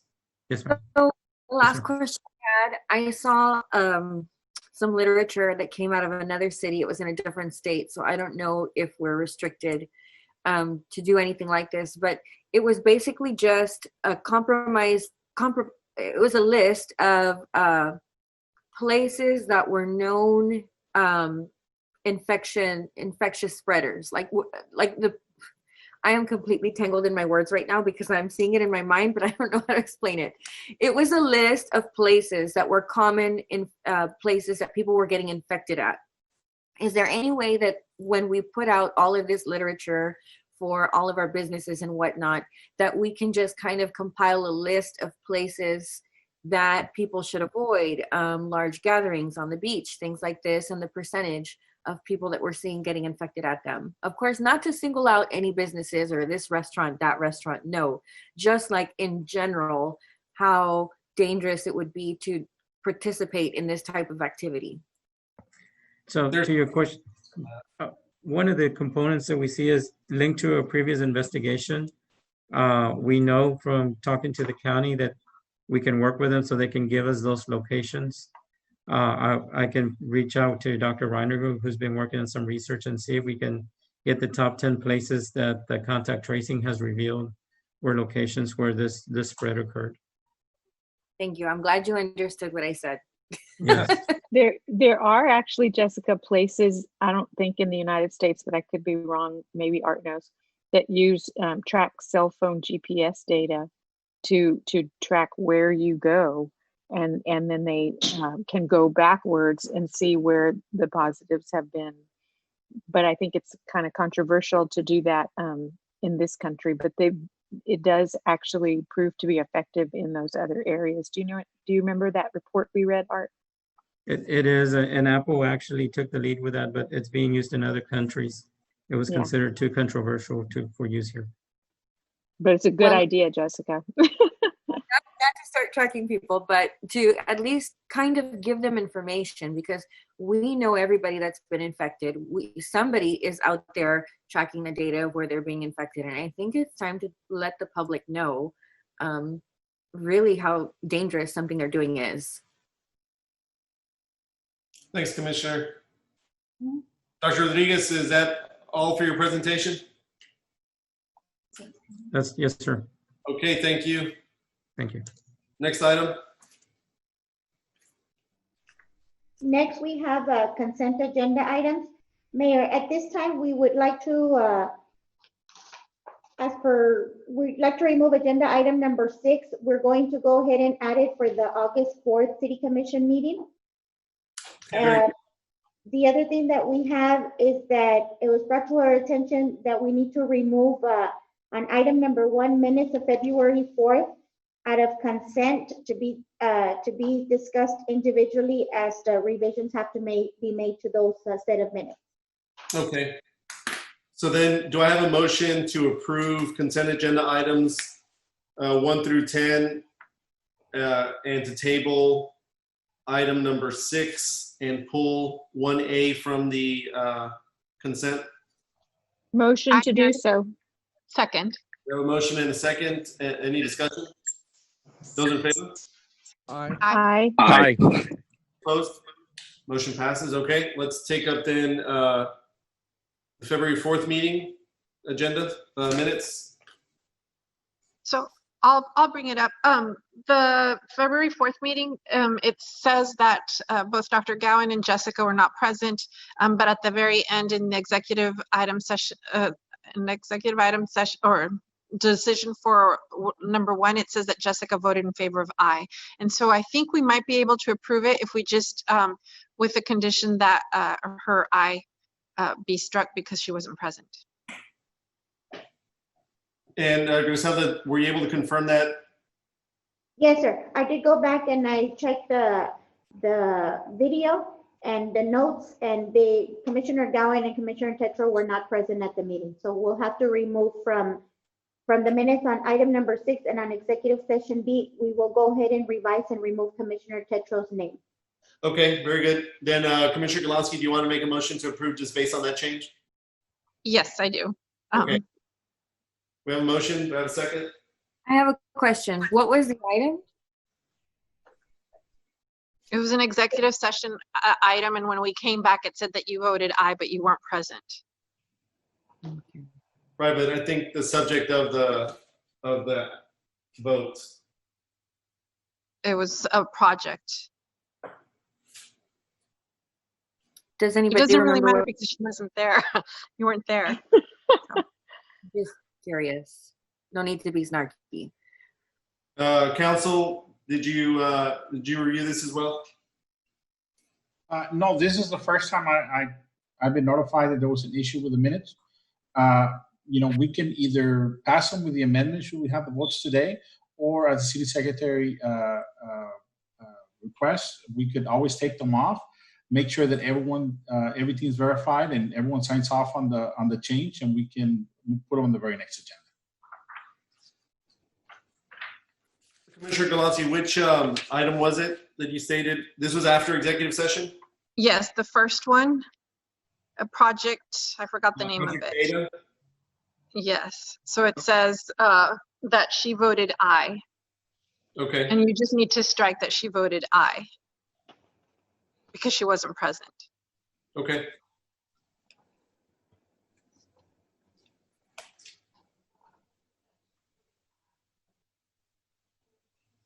Okay, we have a motion. Do I have a second?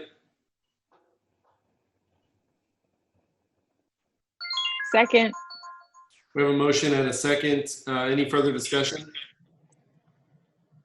Those in favor? Aye. Aye. Those opposed? Okay, motion, those amended minutes are approved. Thank you. Thank you. Next, we have the public hearings. Public hearing number 1, public hearing and action on first reading on ordinance number 235-2020-007 to amend the zoning map from dwelling Z to light commercial C-1 for lots 14 and 15, block 103, Olmito Original Town Site, Cameron County, Texas, located at 7475 South Frontage Road, Brownsville, Texas, 78575, as shown in Exhibit A, which is in District 3.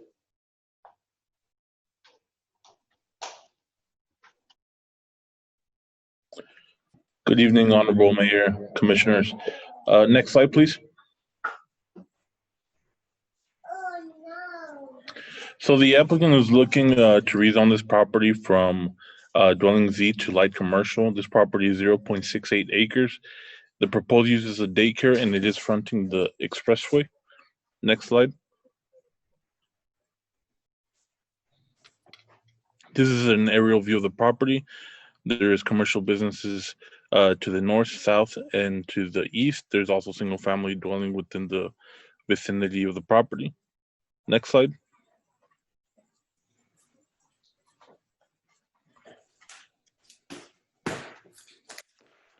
The predominant zoning is dwelling. There is also the ETJ to the west. There's also commercial zoning and medium commercial to the east, north, and south. Next slide.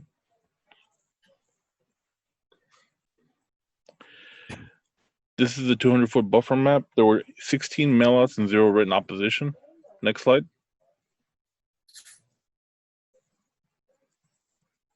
This is another aerial view of the property or street view. Next slide. The request is consistent with the comprehensive plan and future land use plan. P&Z does recommend approval to rezone from dwelling Z to light commercial C1. Questions? Why did this come to us? They are looking to upzone the property, so it needs council approval. Do we have any other daycares that are located on the expressway directly? Like, does that pose a safety hazard if a child runs away from its parent or something like that? Are they going to be putting measures in place for that?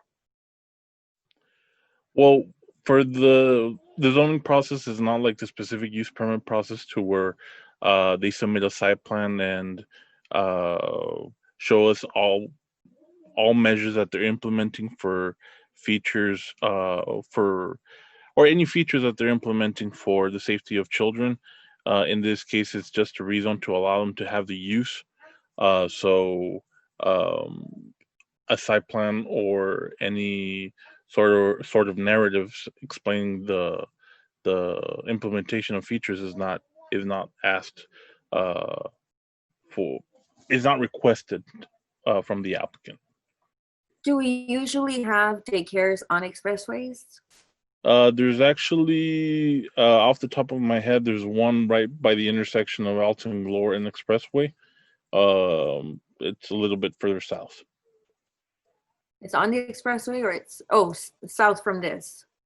Yes. That was my only concern. Yes, ma'am.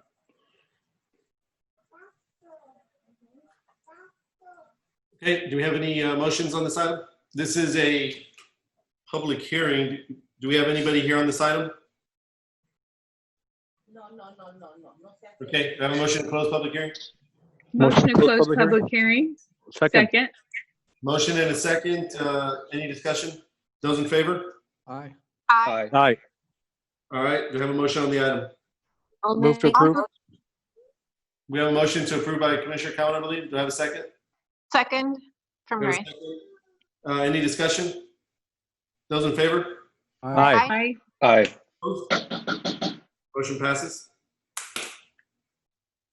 Next, we have public hearing number 2, public hearing and action on first reading on ordinance number 235-2020-009 to amend the zoning map dwelling A to dwelling G a 0.17 acre tract of the northwest corner of a certain 0.73 acre tract of the map of subdivision of west part of acreage blocks numbers 3 and 8 in the city of Brownsville, Texas, located at 624 Brownie Street, Brownsville, Texas 78520, as shown in Exhibit A, which is in District 4.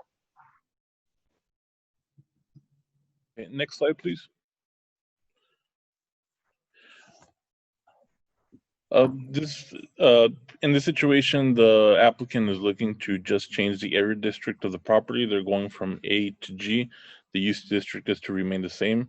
It's going to stay as a dwelling. This property has 0.17 acres, and the proposed use is a duplex. And the property is fronting Brownie Street. Next slide.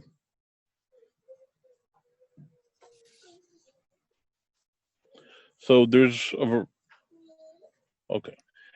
This is a aerial view of the property. There is single family dwelling to every direction. There is some undeveloped land to the north and commercial business to the east. Next slide.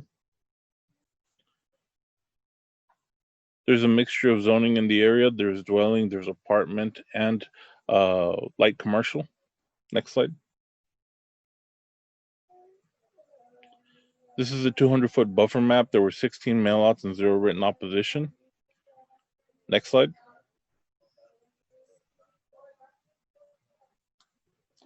This is a street view of the property. Next slide. The request is consistent with the comprehensive plan and future land use plan. P&Z does recommend approval to rezone from dwelling A to dwelling G.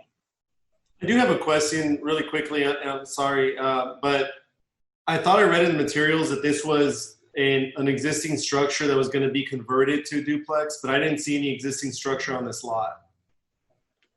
Yes, there is. If we can go back to the previous slide.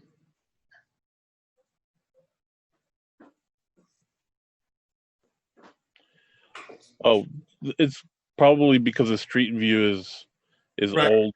On the street view, you couldn't see a structure. That's why I was asking.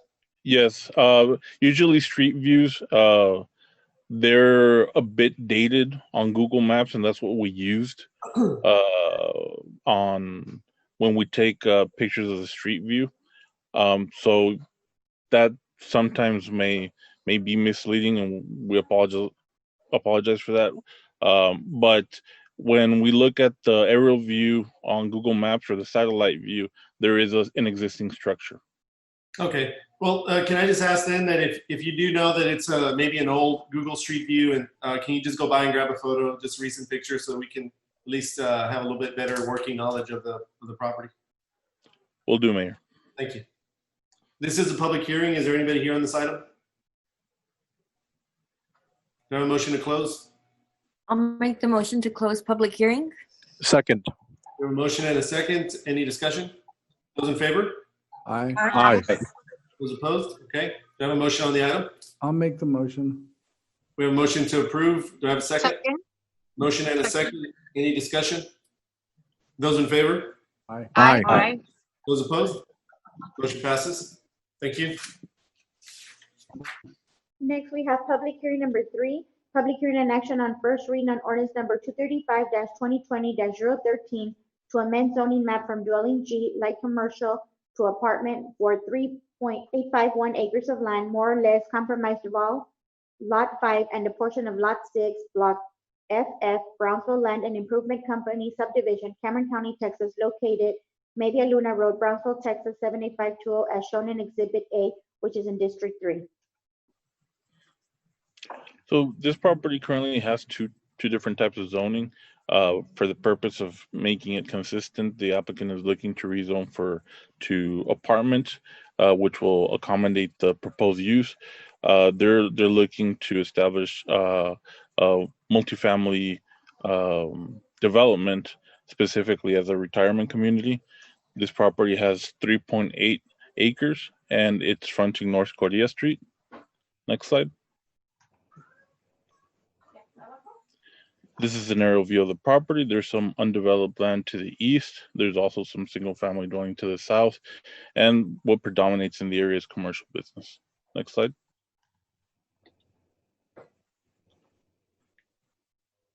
The predominant zoning, well, there's a mixture of zoning, but the majority is apartment and commercial. There is some light industrial to the south. Next slide. This is the 200-foot buffer map. There were 17 mailouts and 0 written opposition. Next slide.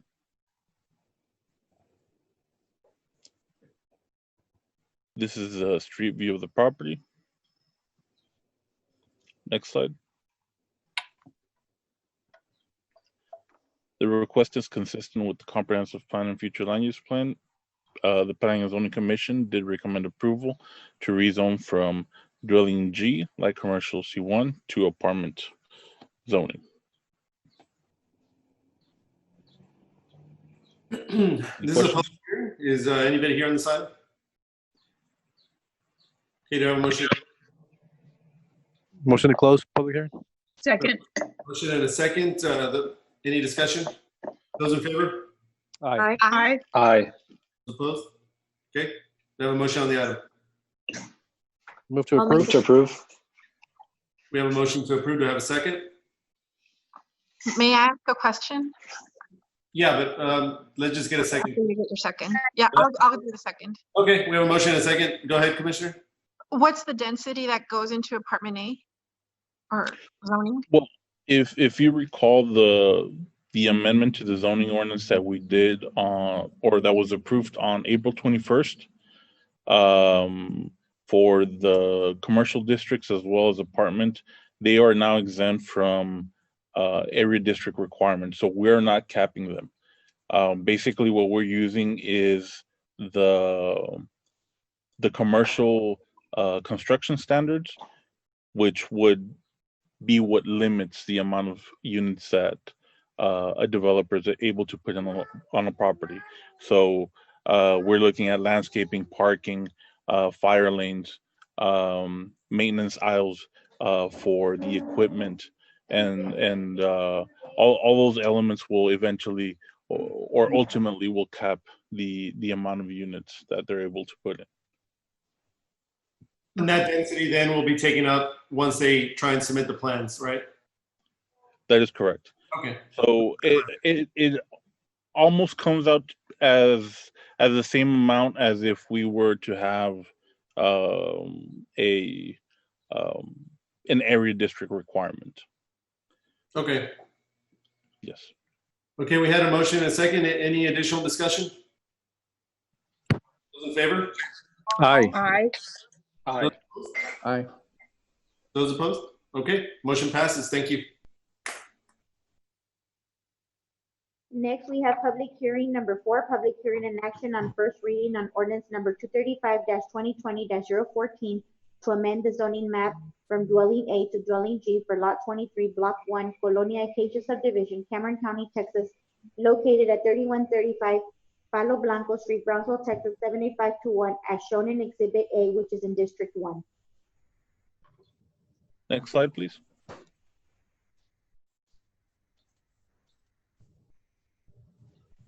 So again, in this situation, the applicant is looking to build a duplex. They're just rezoning the area district from A to G in order to accommodate that use.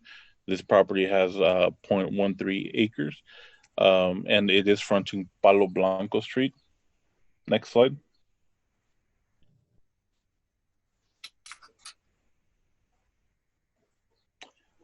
The predominant use within the area is single-family dwelling. There is some commercial use along the southmost corridor. Next slide.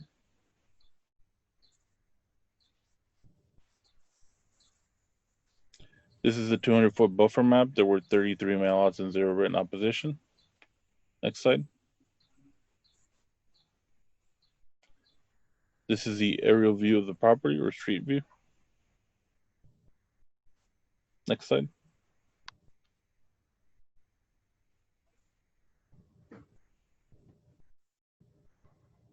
The request is consistent with the comprehensive plan and future land use plan. P&Z does recommend the approval from dwelling A to dwelling G. Questions? This is a public hearing. Is anybody here on this item? Do you have a motion to close? I'll move to Motion to close. close. Second. Motion to close in a second. Those in favor? Aye. Aye.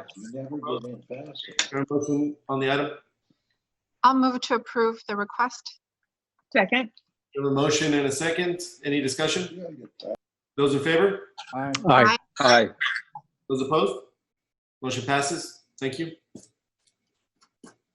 Next, we have public hearing number 5, public hearing and action on first reading on ordinance number 235-2020-015 to amend the zoning map from dwelling G to light commercial C1 for lot 26, Palmas del Sur subdivision, Cameron County, Texas, located at 15 Esperanza Road, Brownsville, Texas, 78521, as shown in Exhibit A, which is in District 1. Next slide, please. So the applicant is looking to upzone the property from dwelling G to light commercial C1. This property has 0.1148 acres. The proposed use is a commercial establishment. This property is fronting Esperanza Road. Next slide.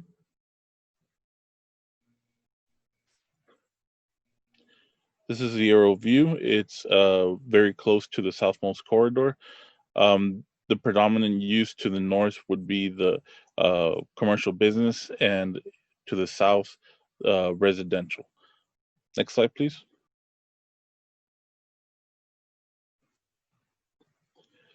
The predominant zoning within the area, as you can see, is a dwelling. There, along the southmost corridor, you can see the light commercial and heavy commercial zonings. Next slide. This is a 200-foot buffer map. There were 29 mailouts and 0 written opposition. Next slide.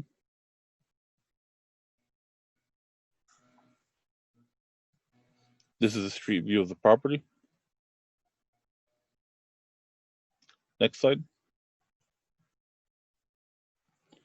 The request is consistent with the comprehensive plan and future land use plan. P&Z does recommend approval to rezone from dwelling G to light commercial.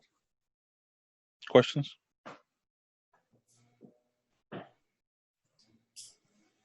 This is a public hearing. Is anybody here on this item?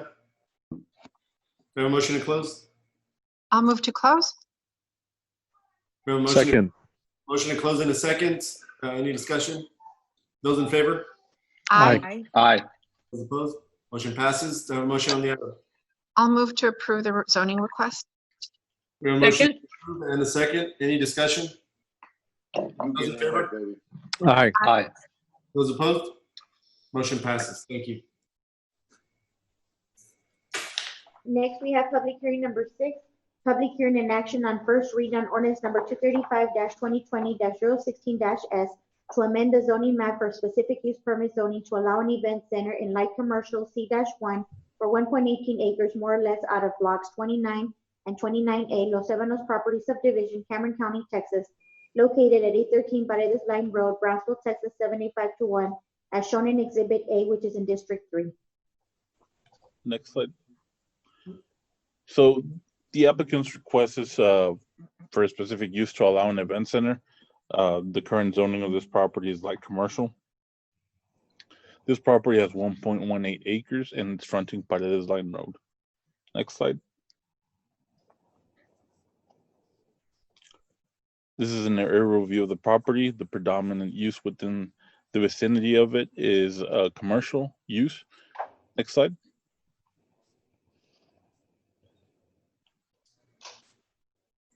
There is a variety of zonings in the surroundings. There is light commercial, heavy commercial. There is also light industrial and medium industrial, as well as apartment. Next slide. This is the 200-foot buffer map. There were 18 mailouts and 0 written opposition. Next slide.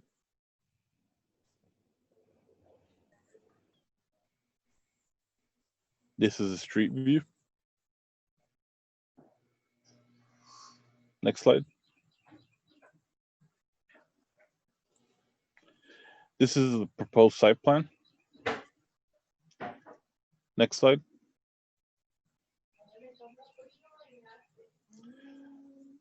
So the request is consistent with the comprehensive plan and future land use plan. P&Z does recommend the approval. of the specific use permit to allow an event center in light commercial C1, with the condition that the property must comply with all city codes and regulations as determined through the site plan review process. Questions? This is a public hearing. Is anybody here on this item? Do I have a motion to close? Motion to close. Second. And a second. Any discussion? Those in favor? Aye. Aye. Those opposed? Motion passes. Do I have a motion on the item? Move to approve. We have a motion to approve. Do I have a second? Second. Motion and a second. Any discussion? Those in favor? Aye. Aye. Aye. Those Aye. opposed? Motion passes. Thank you. Next, we have public hearing number 7, public hearing and action on first reading on ordinance number 235-2020-017 to amend the zoning map from dwelling A to dwelling G for lots 39 and 41, Bates Circle Homesite Subdivision, Cameron County, Texas, located at 48 Soto Drive, Brownsville, Texas, 78520, as shown in Exhibit A, which is in District 4. Next slide, please. So in this situation, the applicant is looking to just rezone the area district for the purpose of accommodating a carport. It basically will reduce setbacks and allow that carport in the front yard. So they're going from dwelling A to dwelling G. This property has 0.26 acres and it fronts Soto Drive. Next slide.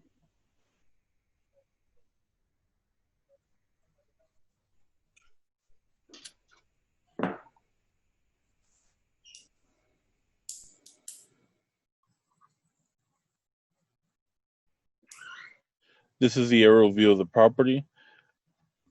To the north, there is the flea market and some undeveloped land. There is also dwelling to the south and west, and some undeveloped land as well as a hospital to the east. Next slide. The predominant zoning is dwelling. There is also some commercial zoning and industrial. Next slide. This is a 200-foot buffer map. There were 18 mailouts and 0 written opposition. Next slide. This is a street view. Next slide. The request is consistent with the comprehensive plan and future land use plan. P&Z does recommend approval to rezone from dwelling A to dwelling G. Okay, this is a public hearing. Is anybody here on this item? Do I have a motion to close public hearing? I'll move. We have a motion. Second. Second. Any discussion?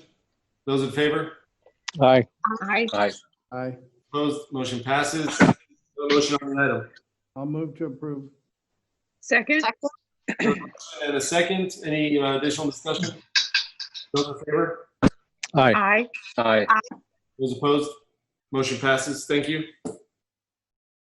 Next, we have public hearing number 8, public hearing and action on first reading on ordinance number 235-2020-903 to amend the zoning map from dwelling Z to light commercial J for an approximate 309.12 acres, more or less, out of a 477-acre tract out of Levine J. Van Ritt acre tract, save and accept a 24.493 acre tract, more or less, out of the same Levine J. Van Ritt tract, Cameron County, Texas, located near FM 511, Brownsville, Texas, 78526, as shown in Exhibit A, which is in District 3. Next slide. I need to restart my app. I'll be right back. I don't know what I did, but I don't see anything. Okay. So this is a city-initiated case. This property is currently zoned dwelling Z. The applicant, or it's being pushed through by our GBIC. It's, like I said, it's currently dwelling Z. They're looking to rezone the rear portion that's south of a currently existing portion that's light industrial. The proposed use is for a fiberglass container production facility, and it's the property is fronting FM 511. Next slide. This is the aerial view of the property. In every direction, there is undeveloped land. There is single family use to the south. Next slide.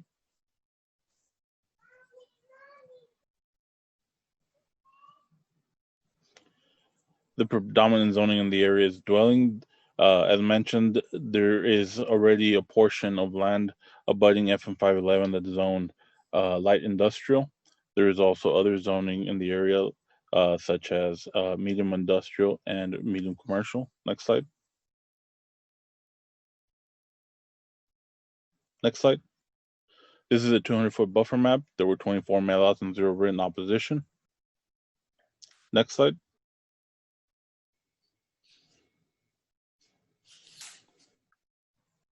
This is the street view of the property. Next slide. The request is consistent with the comprehensive plan and future land use plan. P&Z recommends approval to rezone from dwelling Z to light industrial J. Questions? I have one. So Yes, ma'am. is this though all of Jibic's property, the contiguous stuff, or it's just the original 300 that they had? No, because you said All the only way from the portion that's abutting FM 511, all the way to the area that is being rezoned is owned by GBIC. But then don't they have another contiguous tract that they bought last year? And I guess that one's not being considered into this part. No, it's not being considered. It's not. No, this is just just to finish out the portion of land that's not zoned as industrial on the southern portion. Oh, because is the other land that they own already zoned light industrial? The one that's abutting FM 511. Okay. This is the southern part that butts up against the CDCB or the property that was going to be the Palo Alto Groves. Well, it does not butt up. There is significant distance. It's over 1,000 feet that creates sort of a buffer between that proposed subdivision. So there is that portion and this is along the railroad track. This is far. This is Helen. This is far away from the Palo Alto. This is fronting 511. There's a railroad spur that abuts the south portion. The north, where you see kind of that ponding, is already zoned light industrial. This is just the portion that needed to be zoned to make their whole contiguous tract light industrial. But why are they selling it then? And that's up against a railroad track, which is a very valuable asset, and also it has a drainage ditch, which would help their requirements for drainage. I don't know what they're going to be doing with the whole property. What we know is that for a light industrial park, which is what they're recruiting this whole park to be, they needed the applicable zoning. Okay, so who are they selling? Do they have a proposed buyer, or they're just seeking permission to sell it? No, this is just the zoning. This is just the zoning, Commissioner. Okay. There will be other That's items another in your executive session that will Gotcha. speak to this property. Okay, so this property is not up for sale. They just want to rezone it. Sorry about that. Correct. But this acreage is the one that they purchased last year then? Is that the track? Do we have any representatives from GBIC on the city commission meeting that can speak to that? Because I cannot speak to the sale of this property.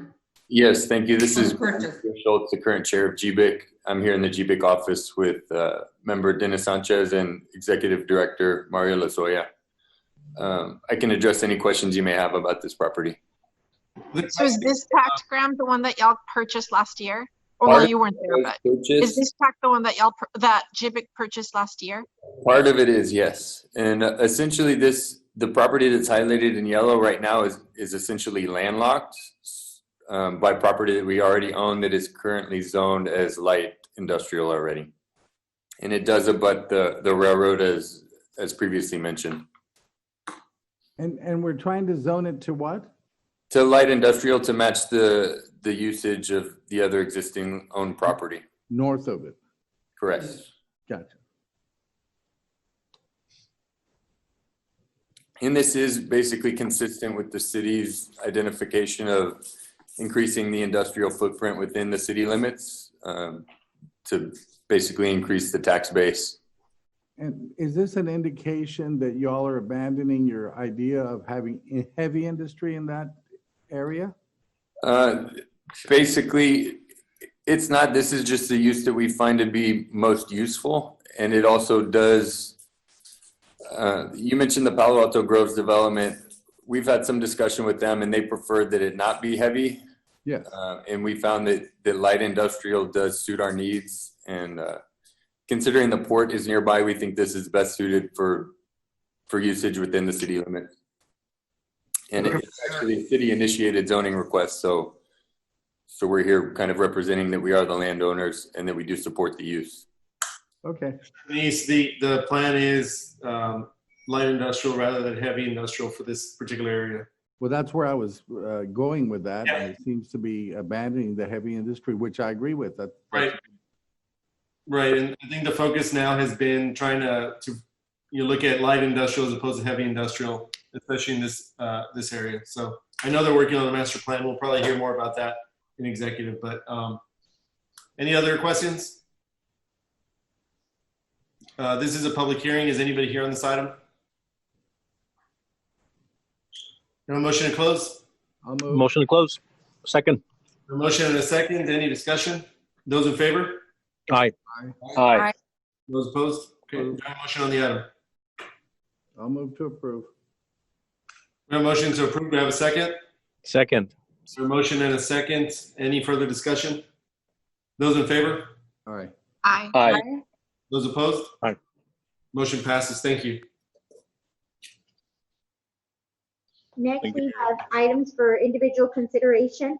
Item number 1, consideration and action on ordinance number 2020-1668, authorizing the issuance of City of Brownsville, Texas Utility System Revenue Refunding Bonds, Series 2020, providing for the payment of the principal of and interest on the bonds by lien on and pledge of the net revenues of the system, providing the terms and conditions of such bonds and resolving other matters incident and relating to the issuance, payment, security, sale, and delivery of such bonds, including the approval and distribution of an official statement authorizing the execution of a payment agent register agreement, a purchase contract, and an escrow agreement and/or deposit letter, complying with the requirements of the depository trust company, delegating the authority to the city manager and certain members of the city or Brownsville PUB staff to execute certain documents relating to the sale of the bonds, enacting other provisions, incidents, and related to the subject and purpose of this ordinance, and providing for an effective date.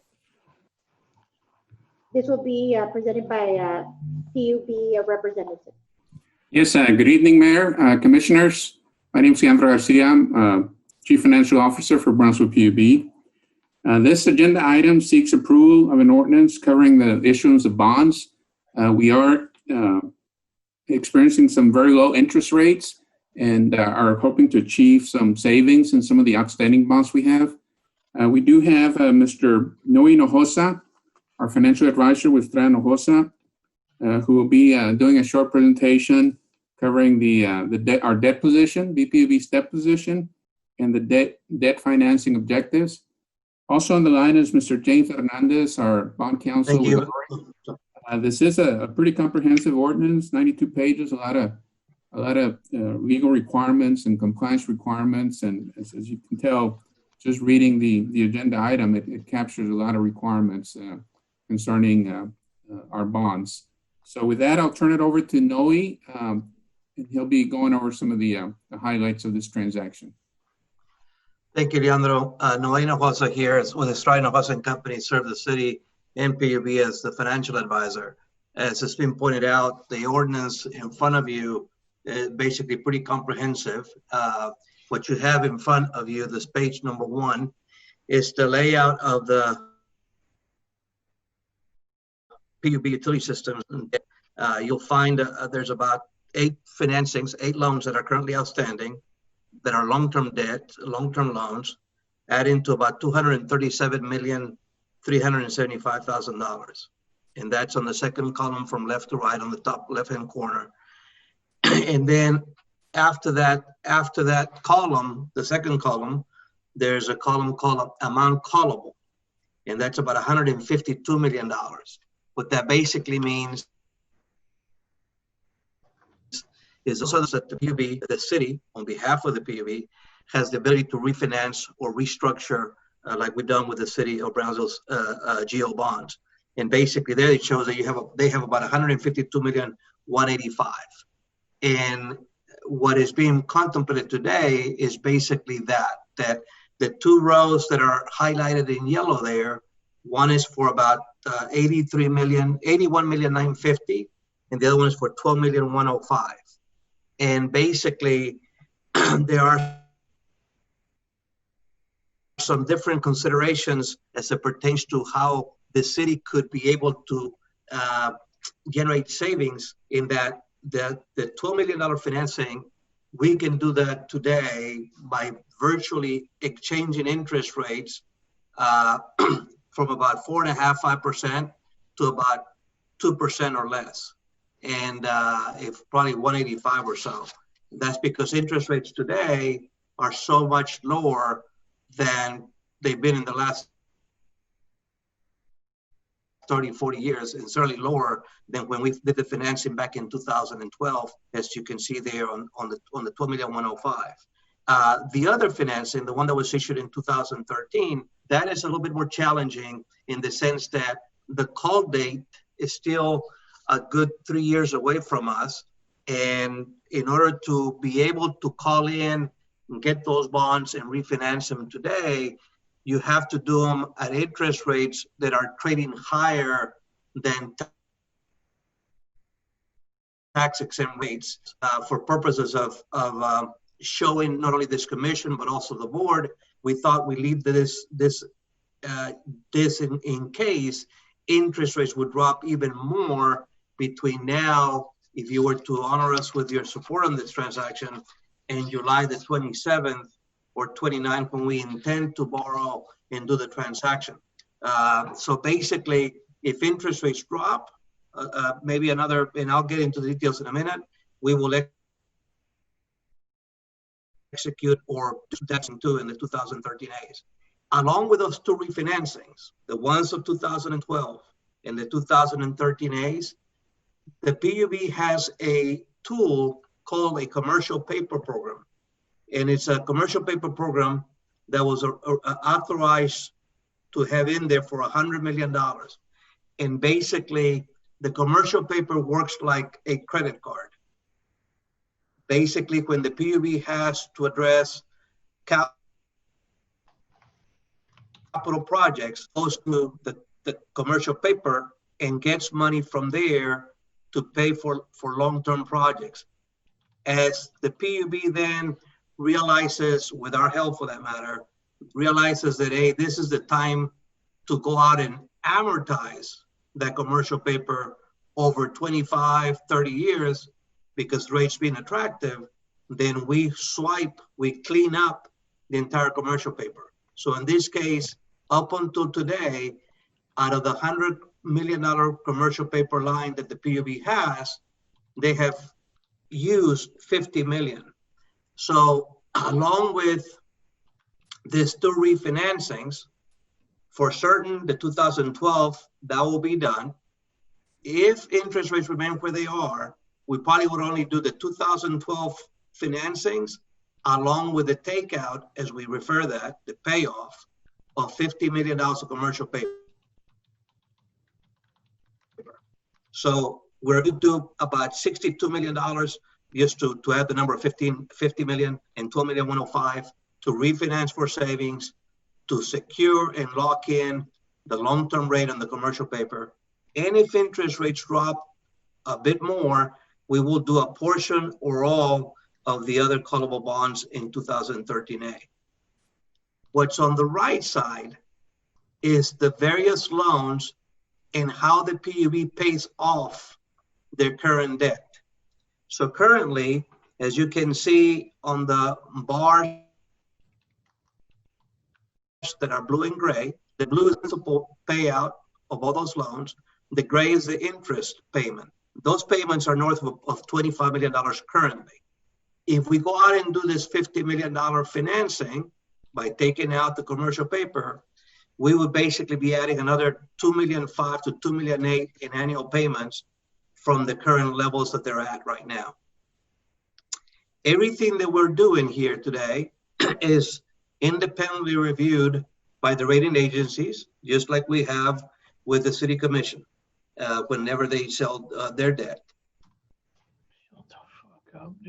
In fact, today the city of Brownsville, if you recall, we're talking earlier, or Noel Bernal was talking about how we did a restructuring for the city and how it was well accepted. Well, in this case, we're not doing a restructure. We're doing a refunding for savings. But the ratings of the city today on their GEO debt, it's a AA- by Fitch, and PUB's debt is rated below the city of Brownsville's GEO debt at an A+. Moody's is at a AA3 for the city's GEO debt, and it's an A2 for the PUB debt. S&P is a AA credit. The city of Brownsville, they rate the city at a AA credit, and PUB is rated at an A+. We believe that the PUB, despite the challenging times that we have out there, the PUB continues to perform financially pretty strongly.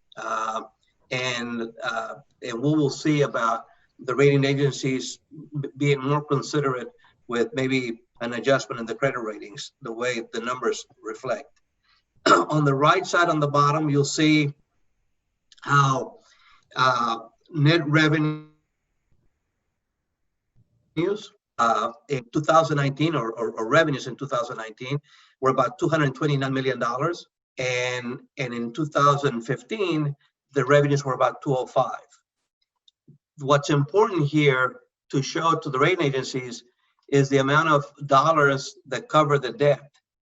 The debt service payments from the PUB's on PUB's debt is about $25,766,000 in 19. And that coverage of 316, that means that the PUB has $3 to 1 debt to cover that debt. So the higher the coverage, the better the credit. And what's important here to note is that in 2015, our coverages were 278, and today we're at 316 based on audited numbers. So that's a pretty strong performance by your enterprise system.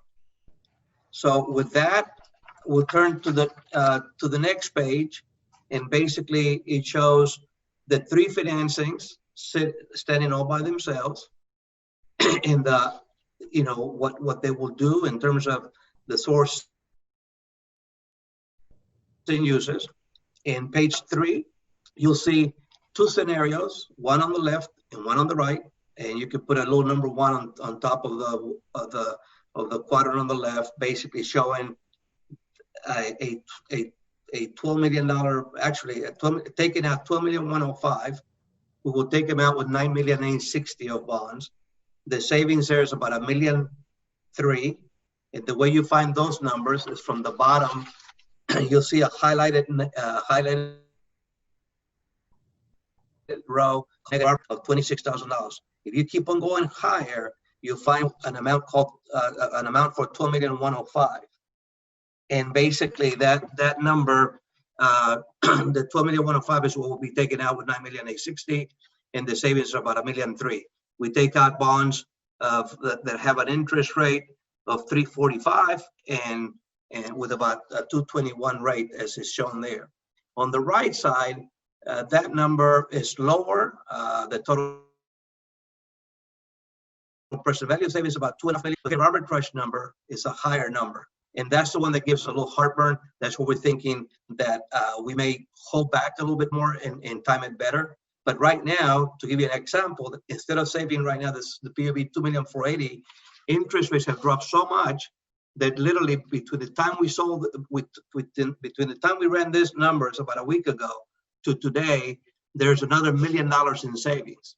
So if interest rates continue to drop between now and July 27th, then we may plug into it too. Having said all that, today is July the 7th. If you were to, again, support this project for PUB, we're looking at selling it sometime on July the 29th and closing it on August the 26th. I'll stop and entertain questions you may have. I also want to mention our board approved the resolution at its June 8th meeting, consenting to the authorization to be sought here with the commission for approval of the ordinance. So we will proceed upon your consideration. Okay. Commissioner Hinojosa, I have a question. Yes. You threw out a lot of numbers there, but what are we going to be voting on specifically? You're voting for the permission or the consent to the board, the PUB's board approval of proceeding with these transactions. There are literally 3 transactions. One, to take out the commercial paper, $50 that is currently used in a credit card tool, similar tool. It's called commercial paper. We will take that, instead of paying interest only today, we will take it out over 25, 30 years and fix those rates, fix that amortization so that you're not exposed to an increase in interest rates. So that's one, fixing commercial paper. 2, exchanging current interest rates on about 21 of about 3.5% and replacing those with about 2.2% rates. And that will get you savings. On $12 million, by changing the rates, you will save about $1.3 million. So that's the second transaction. The third, although you're approving it tonight, we're not certain that it's worth doing at this point, but just in case interest rates dropped even more, we will then include that third option, and that is financing about another $62.5 million bonds that were issued back in 2013 at an interest rate of 4.5% and replacing those with lower rates. But so that's the third, that's what you're voting on those 3 things. On item 1, taking out the 50 million. Yes, sir. Are you saying that we're going to access the credit, or are we going to take out the obligation in order to free up the 50 million? Excellent question. Yeah, what you're doing is basically taking out $50 million that is in commercial paper and issuing a long-term bond to get rid of that commercial paper. So that we will free up our credit. We'll go back from 50 to 100. That is correct, sir. Okay, very good.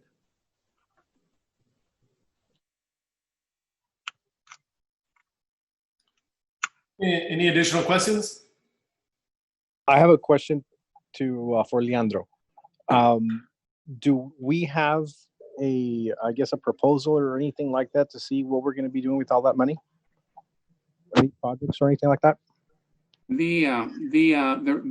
Once we take out that 50 million, like we talked, we will have 100 million. We do have a 5-year and 10-year plan on CIP, and we do have a lot of water and wastewater projects, lift stations, and some electric projects. So we schedule the use of the commercial paper over a 5-year, 10-year period.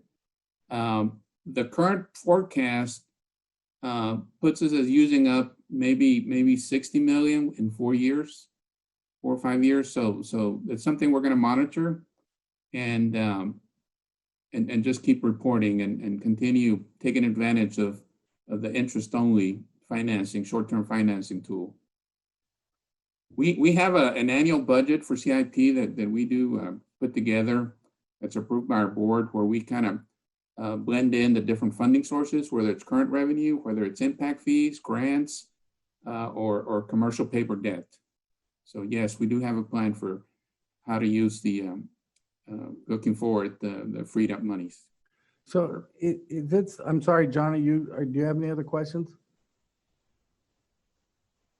I just want to follow up. So The 100 million that you referred to, it's similar to what you might call a line of credit. Am I off on that, Mr. Hinojosa? That's correct. Okay, so we will free up our line of credit, change the interest rates by taking the money out and using it into some obligations that Mr. Garcia has got planned for wastewater. Is that pretty much the right framework? It's for all three utilities, but wastewater is the utility that continues to need a lot of improvements throughout the city. And drainage is always a big consideration of the public. So yeah, that may be factored into that. Okay, any other questions? Do you have any motions? Motion to approve? I'll second. We have a motion and a second. Any further discussion? Those in favor? Aye. Aye. Opposed? Motion passes. Thank you. Thank you very much. I voted aye, but I was on mute. Sorry. All right. Thank you, Mr. Garcia. Mr. Hinojosa, thank you so much. Thank you very much. Appreciate you. Bye-bye. Next, we have item number 2, consideration and action to award a contract to Light Communities for broadband infrastructure and digital inclusion plan in the amount of $155,750, request for qualifications, number BDP-38-0420. Mr. Ramiro Gonzalez will present on this item. Good evening, Mayor, City Commissioners. As discussed earlier, this is the broadband infrastructure and digital inclusion plan. So just a little bit of what we went through. Next slide. Next slide. Oh. So why are we doing this? We're doing this because, as you all know, Brownsville has been ranked one of the lowest or the least connected cities in the country.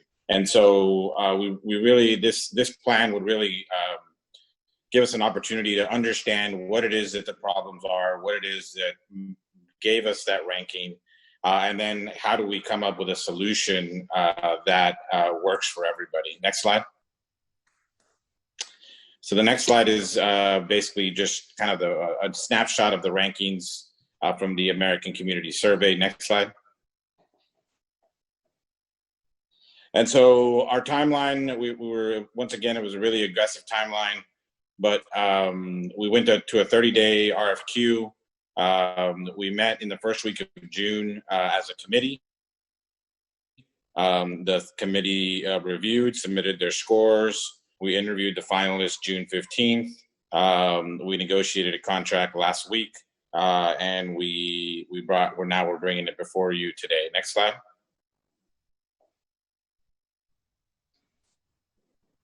Next slide.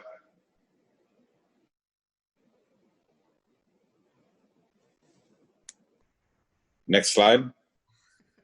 I think we heard you. Give us a second. It's freezing over here. Ram, it always happens to your presentations. Yeah, I don't know why. You got to preload these or something.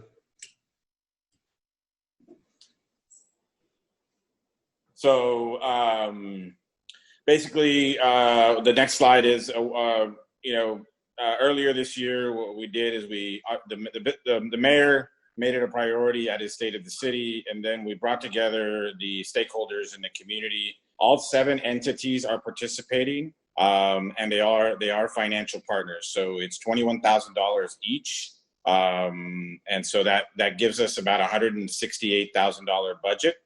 The proposal from Lit Communities, as you can see, came in at about $155,000, and really 20,000 of that proposal are for grant services, not necessarily writing the grants, but providing the technical know-how and providing the support to our grant team to be able to write aggressive grants. So what we wanted to do is, after the plan, we wanted to be in a position to aggressively pursue some of the money that's out there. As we all know, this is a very important topic. COVID has even made it more important. And so we think that adding that into this proposal is key. So we ask for your approval tonight of $155,000 for lit communities, and we will continue to move aggressively, and we will hopefully have a plan by sometime in October, November, and I will entertain any questions. How much of that bid is going toward assistance to the grants department? So it's on an hourly basis, Commissioner Neese. So we baked in, I think, 400 hours. It's really about $50 an hour. That's probably an excess, but it will be billed by hour, and so we just kind of left ourselves a little wiggle room there. I don't believe that we'll use 400 hours of those services, so it'll be a lower amount than what it is that you're awarding today. And Ramiro, just to address Commissioner Neese's point earlier in the meeting, he did discuss BISD and their potential infrastructure. That is, my understanding is that the existing infrastructure around the city is going to be something that is going to be reviewed as part of this plan. Am I right? Sure, absolutely. The scope of work is really to work with the stakeholder committee. Now, the stakeholder committee is made up of all the entities, and some of them in an integral role. Every entity has participated through the whole. And yes, part of the process is to survey or inventory our assets. So, does PUB have any fiber? The city has dark fiber. Does the university have any? What's out there that we can use to our advantage? So yes, that is a part of the first step in this plan. Really is try to understand what's out there, and then how do you build from there. So I'll say that I was fortunate to be able to attend 1.5 of those meetings that the mayor had. And, of course, the obvious connection to be able to get online, but there are enormous health impacts connected to the ability to have connectivity. And COVID has certainly shown us that with the ability to do telehealth and telemedicine, connect people to providers that keep them away from having to spend extra money and also having to find transportation. So it's very much about not just about education and the economy, but it's also very much about improving access to healthcare. So I'm very wholeheartedly for this project. And I will say this, this is going to be the first start in accomplishing several things. First is to get us off the list of least connected communities in the U.S. Second, it actually makes us a lot more attractive to potential employers. If we want to be a more innovative community that's a destination city that people want to come to, and we want to establish more of an innovative infrastructure and innovative incubator for tech companies and other things of the like, then this is something that's crucial.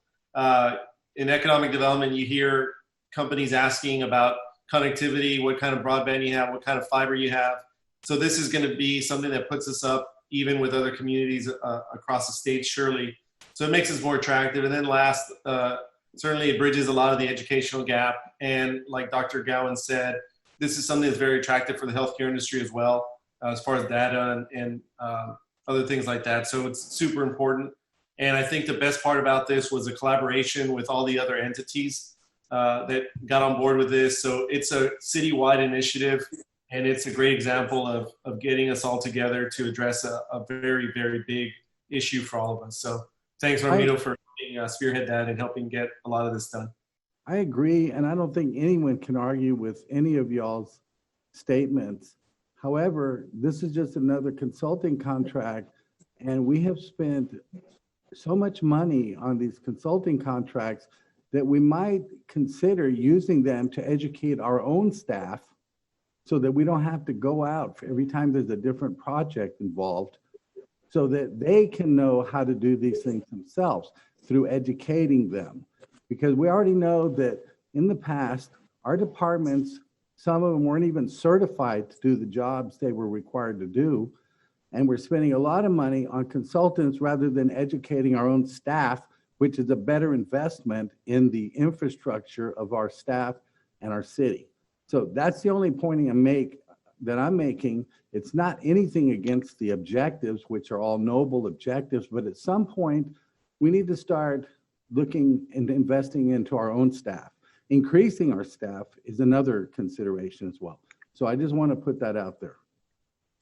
You know, and I have to say, and it's certainly not trying to be ugly, but some of the best times that I've learned is when I'm working with experts and consultants. So it may not be a formal class, but I think our staff does learn. Do they learn enough? Is there more that's needed? Of course, I'm not arguing that point, but I don't think that the use of consultants precludes education that our staff will get. That's just my opinion. I'm putting together, compiling all the costs that we've been expending on consultants so we can make that determination. And actually, I understand Commissioner Neese's point, and I think a lot of that can be done through professional development as well. I know that we've allocated some funding for professional development. I'd like to see more of it. But there are certain things that I think are just really in kind of like in another specialized field. Technology, broadband is one of them. So on a situation like this, I don't think that we could spend this kind of money and educate our own individuals in-house. Not under these circumstances that we're in today. Okay, I can understand that. In this particular field, in this particular subject matter, I think we need experts. But I understand what you're saying, Commissioner, and I do think that investing in professional development is something that we need to do more of. And I would ask that before all of this initiative is done, that maybe we could also reach out to SpaceX, because they do have their project Starlink, which is worldwide 5G, I don't know what. But I think that with the rapid pace of technology and this new product that they're going to be putting online before the end of the year, it might be worth looking into, because this is going to be very expensive infrastructure. And through Starlink, you wouldn't need anything. Maybe the city could just subscribe. I don't know if they're going to be offering city services, but it would be worth reaching out. Well, I think that should be part of it. And Commissioner, this is just the first part, which is kind of assessing what we have and how we can do it. And if they're going to be part of it, or that's an option for us, it definitely should be on here. Right. Okay. Any other questions? Do we have any motions on the item? Motion to approve. Second. Second. We have a motion and a second. Any further discussion? Those in favor? Aye. Aye. Those opposed? Motion passes. Thank you. Next, we have agenda item number 3, consideration and action on resolution number 2020-068 on the expansion of the Midi-Cultural District boundaries. This PowerPoint will also be presented by Mr. Ramiro Gonzalez. Mayor, I'm going to request that this item be tabled to the next meeting. Okay. Council, we do need a motion for that, correct? I'll make that motion. Okay, we motion to table and a second. Any discussion? Those in favor? Aye. Aye. Those opposed? Okay, item's tabled. Next, we have item number 4, consideration and action on resolution number 2020-066 to approve the presentation of the City of Brownsville allocation of the Community Development Block Grant, Home Investment Partnerships Program, and Emergency Solutions Grant funding by the United States Department of Housing and Urban Development for the 2020-2021 one-year action plan. This will be presented by City Manager's Office, Ms. Marina Solesi. Thank you. Yes, good evening, Honorable Mayor and City Commissioners. My name is Marina Solesi. I'm the Assistant to the City Manager. Tonight, I present to you the City of Brownsville's proposed one-year action plan for program year 2020-2021. Next slide, please. As an entitlement community, the City of Brownsville receives funding from the U.S. Housing and Urban Development, known as HUD. And this funding provides support for community development activities. The City of Brownsville receives annual HUD allocations from the following 3 programs: Community Development Block Grant, which is known as CDBG, the Home Investment Partnerships Program, which is known as HOME, and the Emergency Solutions Grant, which is known as ESG. Next slide, please. For each program, there are specific federal objectives that must be met. For CDBG, one of the 3 national objectives must be met. So for example, it's to benefit low and moderate income persons.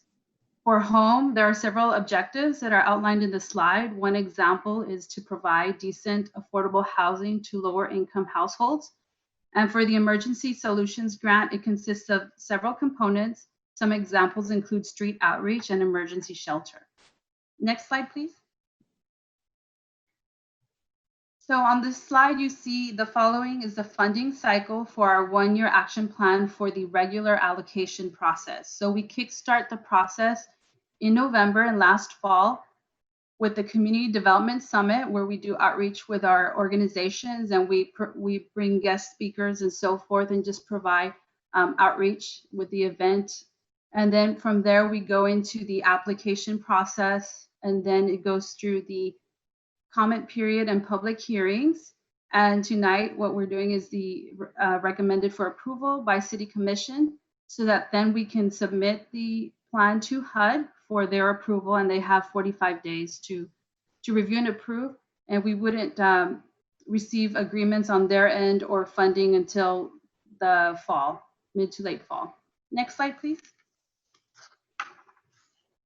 So through the development of the consolidated plan, which describes the community development priorities and multi-year goals and annual action plans, we engage the community as described in our citizen participation plan and our community voice campaign.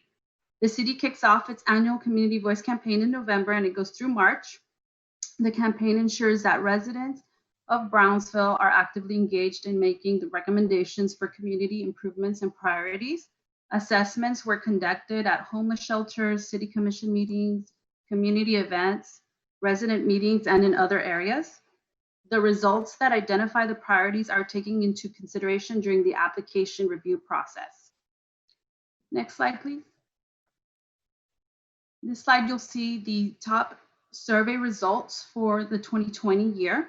And some of the examples include services and facilities for abused and neglected children, flood drainage improvements, transportation services, water sewer improvements, and street improvements. Next slide, please. This slide highlights the different funding cycles, and it's to show that there are concurrent funding cycles. So this year is very different because in addition to the 2020-2021 regular allocation, we do have on separate the COVID CARES funding, round 1 for CDBG and ESG, and round 2 for ESG. There are at different stages at this point. Tonight, we're focused and reviewing and proposing the 2020-2021 regular allocations, which is on the top. So CDBG allocation is over 2.7 million. That's the largest program that we receive on an annual basis. Then followed by Home with over 909,000 and ESG with over $237,000. Next slide, please. And so with this, you're going to see the eligible applicants and regular allocation. So for CDBG, ESG, and Home, there were 27 submitted applications with recommended for funding for 19. Sorry, kiddos came in. And the total requested amount was over $8.26 million with the total available amount of just over 3.8 million. So you see that this is a very competitive process. There are 19 activities that are recommended for funding. Next slide, please. The criteria for funding is outlined in the following. You have the project details, the priority, of course, the agency capacity, auditing controls, which target population is being reached by the activities, the agency experience, the sustainability of the program itself. Is the activities that are being proposed, is it 100% being dependent on the funding from HUD, or is there other leveraging funding for that? The detailed budget that's being provided and how the program activity will be implemented. And the most critical component would be the citizen priorities through the citizen participation plan. Next slide, please. So for this, these are the proposed activities. The first program we're outlining is the CDBG Capital Improvement Projects. As you notice within this slide, we included the commission pillars, and this is the ones that were identified based on the commission strategic visioning sessions. And so you'll have here, you've noticed governance, infrastructure, economic development, planning and zoning. For the capital programs, it includes the, for the overall CDBG program, it includes a cap of 20%. For administration, this includes management, includes environmentals that are processed for the project, as well as oversight, coordination, and reporting. Then over 1.6 million is being recommended for the City of Brownsville Engineering and Public Works Department for street improvement projects. And then also a recommendation for the City of Brownsville Planning and Redevelopment Services for the Historic Revitalization Project as one of the priorities that was outlined through the budget forecasting with the neighborhood revitalization efforts. Next slide, please. These are the activities being proposed for the social services for the regular allocation. The first one's Moody Clinic for rehabilitation services to children with special needs. The next one is court-appointed special advocates, CASA, for foster care program. The next one's Planned Parenthood for health services, and this is more specifically for testing such as STD testing and treatment, cervical cancer screening, prevention, pelvic exams, determination of infections, etc. Sunshine Haven for palliative care services, Tip of Texas Family Outreach Center for child care services, more particularly for parenting classes and bringing families together and relationship building for a safe and well-being for the children. Amigos del Valle Senior Services for home delivery meals. Their respective recommended amounts are listed on the slide, and also the commission pillars identified, quality of life. Next slide, please. For the home program regular allocations, up to 10% is allocated for the administration portion of it. And the recommended activities are new construction of single family homes for first-time homebuyers. This is for the Brownsville Affordable Homeownership Corporation. The Housing Authority, the City of Brownsville for the Homebuyer Assistance Program, as well as Community Development Corporation for the Homeowner Assistance Program as well. This provides closing costs and down payment assistance for low to moderate income eligible first-time homebuyers. Next slide, please. For the Emergency Solutions Grant regular allocation, the City of Brownsville administration portion, 2.45%, is being allocated, and then as follows, the rest is as follows. Ozanam Center, Good Neighbor Settlement House, and Friendship of Women for HMIS, Homeless Management Information System, which is the mechanism used to track chronic homelessness and help identify needs and resources. Good Neighbor Settlement House for street outreach. We also have the Ozanam Center for Emergency Shelter. This is for funding for temporary homeless shelter with a 30-day length max of stay. The Friendship of Women for emergency shelter as well. It provides comprehensive victim services and temporary emergency shelter for victims of family and sexual assault. Catholic Charities and Friendship of Women for rapid rehousing to provide services to homeless individuals and families who require assistance to obtain permanent housing, up to 3 months of rental assistance. Next slide, please. So the comment period was kicked off with the publication in the Brownsville Herald. There is a 5-day comment period from June 29th to July 6th. There were 2 virtual public hearings held, one on June 29th and the other one on July 1st.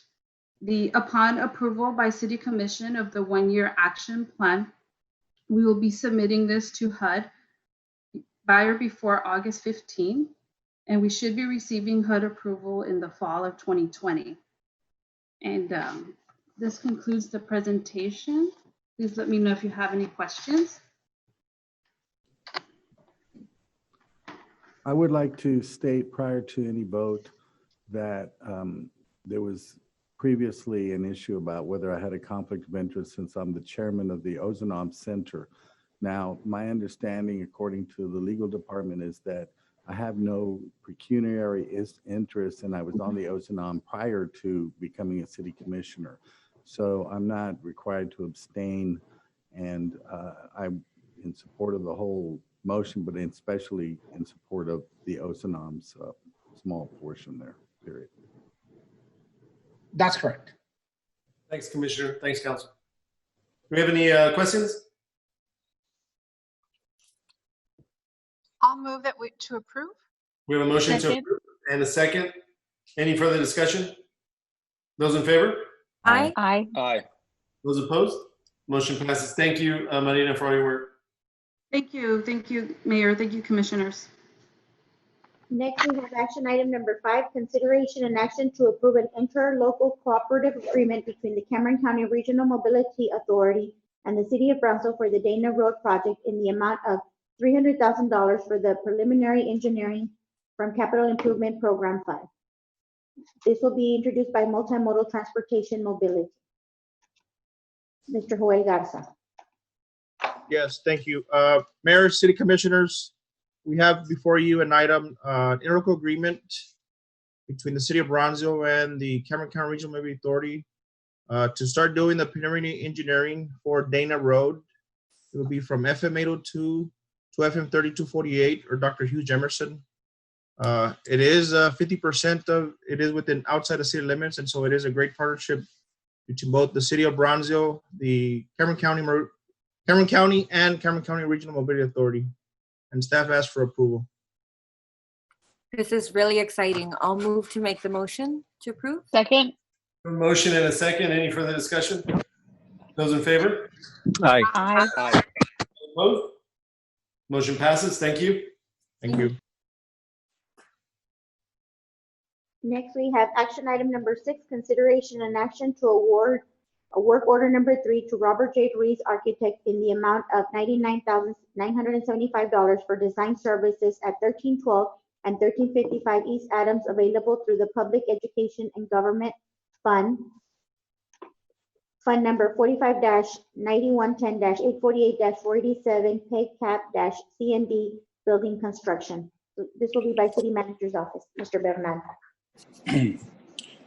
Good Mayor, City Commissioners, this is a work order for Robert Ruiz. If you recall, maybe 3 or 4 meetings ago, Mr. Ruiz was hired as the architect of record for the E-Bridge project. That is going to be paid solely by BCIC. However, the communications department is in need of space. And the adjacent buildings to E-Bridge have been identified. Therefore, we thought it would be a good idea to work cohesively with Mr. Ruiz towards the design of the new communications and marketing department facility. PEG money can only be used for public education and government. So this money is restricted by state law, and this is an eligible activity. The construction, the capital costs are an eligible activity. So I will entertain any questions if you have any. I'll move to approve. We have a motion to approve. And a second? Second. Second, any discussion? So this money's coming from the from the grant that they got through the LRGBDC, or? No, PEG money, Commissioner Galansky, is money that's paid by providers, Spectrum, AT&T. They pay a certain amount into a public education fund. And the city receives some of that funding to provide public broadcasting. So this is not, that has nothing to do with a grant. This is money that the city receives on a yearly basis. Okay, thanks. We have a motion and a second. Any other questions, discussion? Those in favor? Aye. Aye. Aye. Those opposed? Motion passes. Item number 7, consideration and action to approve the renewal of the additional task order authorization under the master consulting agreement with Stearns, Conrad and Smith Consulting Engineers, Inc. to provide annual city landfill gas collection and control system operations, monitoring, maintenance, and related services for an additional 5 years. Contract number LES-63-0703 by the Engineering and Public Works Department. Good evening, Mayor. This is a renewal of a task force with the company SES Engineers. You know, they've been involved with the city for the last 20 years, and in 2011, the city installed 11 gas extraction wells from the landfill. At that time, it was not required. Since then, it is a required under the permit, and we're at a point where we need to renew it another 5 years, because next year those requirements have become, we'll need to increase the number of wells from 16 to 32. So we'll need 60 more additional wells. SES has been very instrumental. They provide all the consulting, design, monitoring, they do all the work. The city does not have allocated or dedicated engineering team to work on the landfill. So all the work is dependent on SES, and they are the retainers, retaining engineers for the landfill.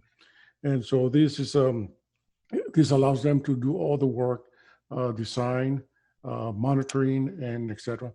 For the next 5 years.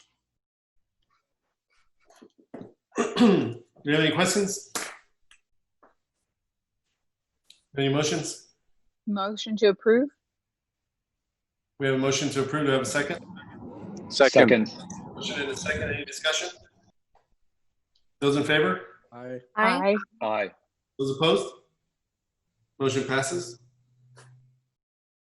Action item number 8, consideration and action to approve the renewal of the master consulting agreement with Stearns, Conrad and Smith Consulting Engineers, Incorporated to provide city landfill engineering services for an additional 5 years, exercising the second of 3 extension periods. Contract number LES-63-0703, task order authorization number 2020-1. Engineering and Public Works Department, Mr. Armando Gutierrez.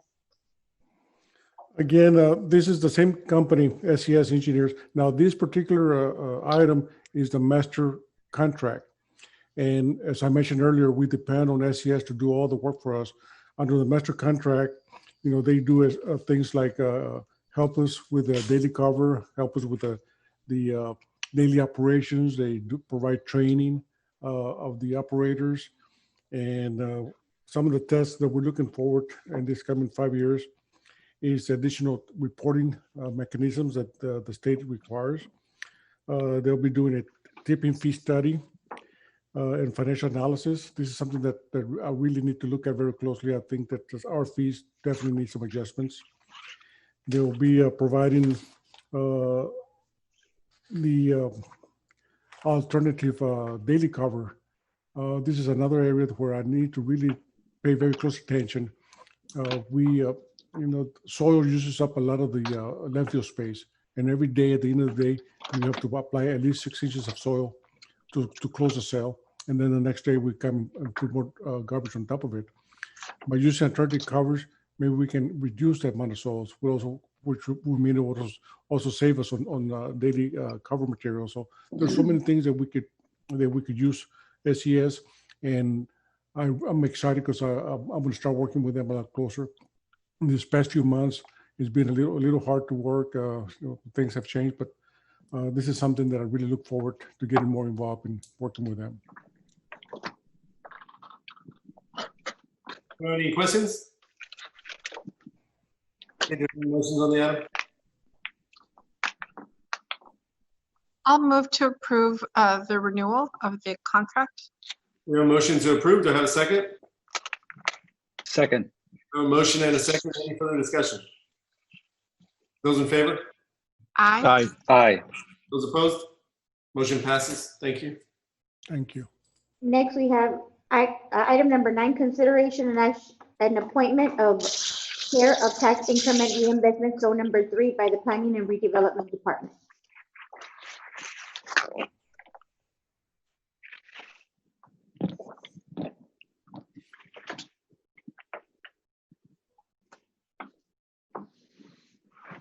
Mr. Vasquez, you're on mute. We'll try this again. Mayor and members of the commission, if you recall, you created the TERS number 3, which incorporates the downtown area in the last quarter of 2019. In the enabling ordinance, the ordinance determined the city commission would appoint the chairman of the board from the membership of the TERS board, and so that item is before you tonight to allow you to select the chair of the board.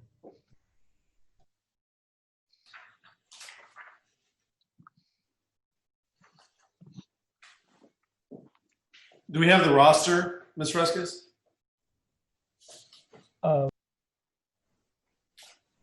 Should have been included in your packet as an attachment.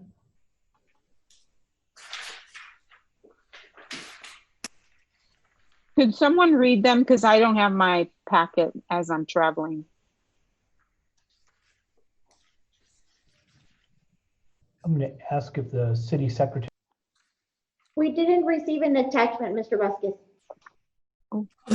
I got one. The members are Manuel Casanova, Gerardo Martinez, Linda Uffland, Basilio Gomez, Commissioner Neese, Frank Wood, and Narciso Escareño.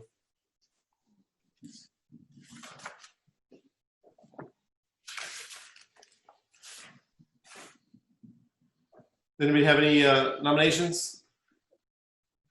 I'll nominate Gerardo Martinez. Second.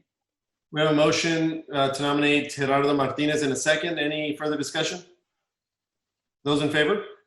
Aye. Aye. Aye. Those opposed? Motion passes. Okay, thank you.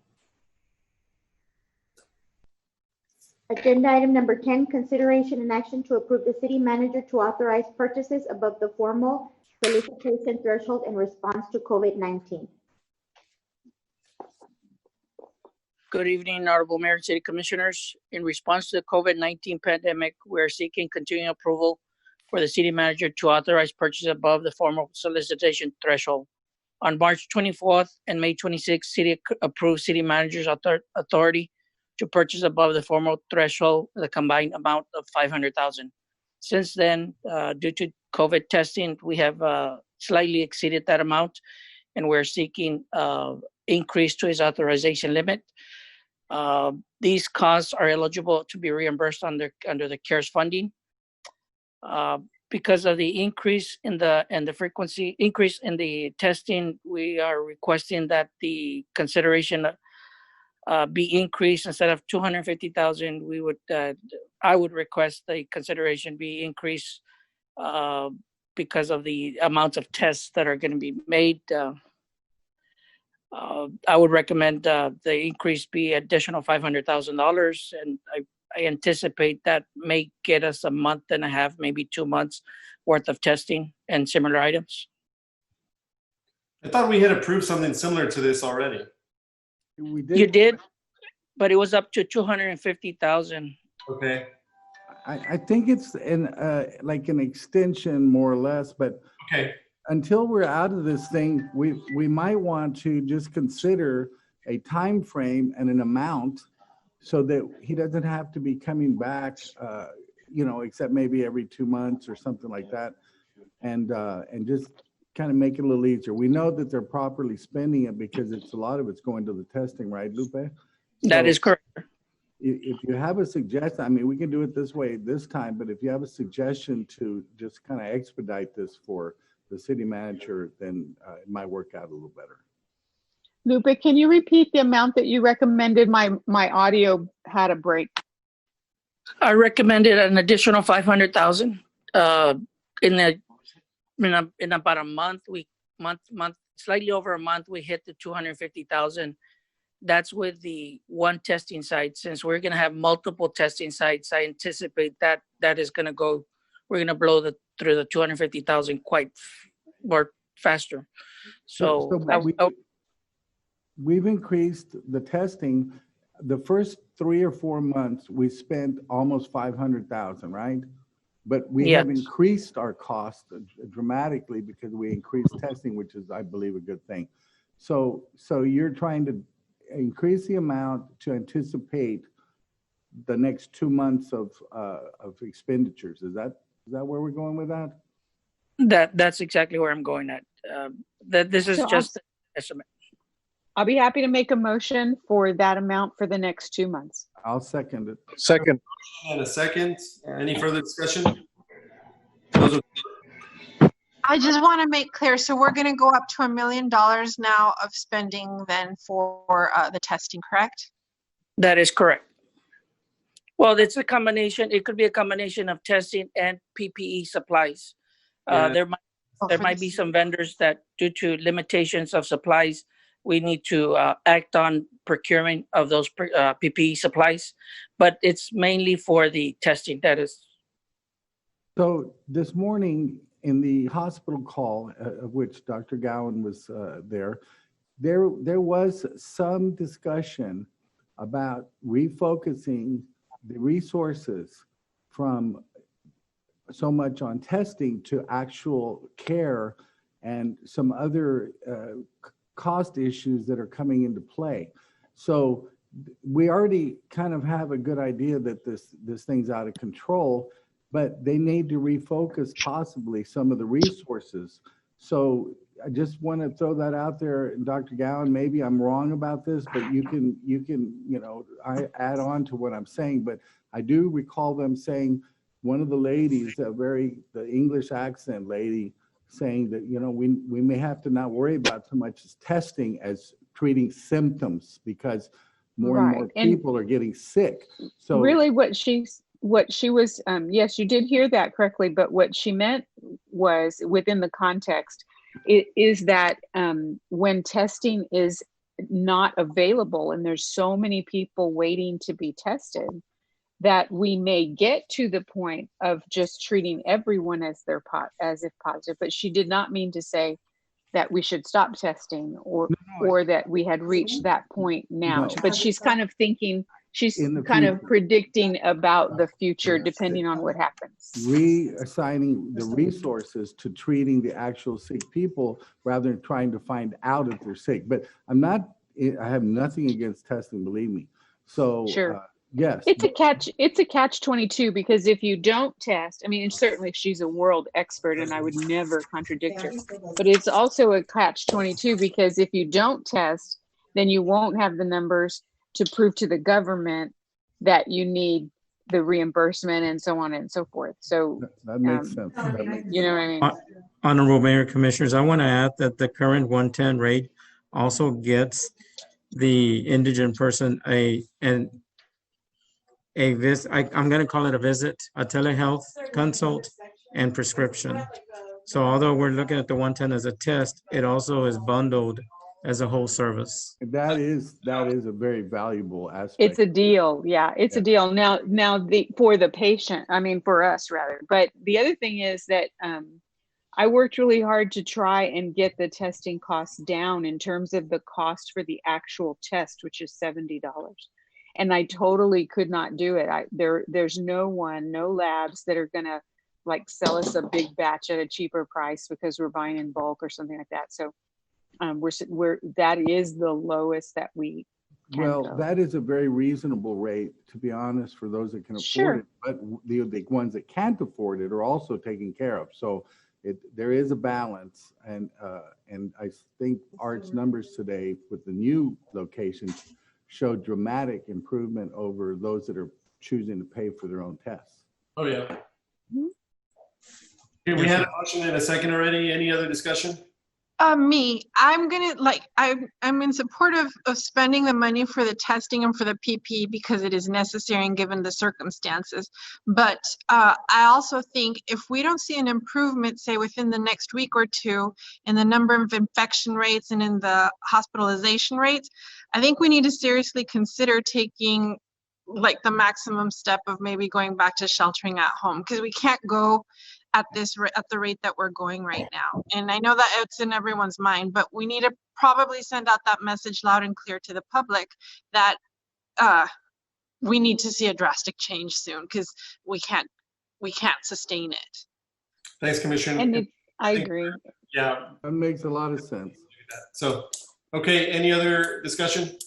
Yes, another thing that we need to continue testing to show people that are positive and showing up at hospitals, because if we need to open a second facility, which I think we're going to be at that point with the 4th of July numbers, if we have to ask the National Guard for help or open up some type of mobile hospital, we really need to show those numbers where people are testing positive and needing critical care.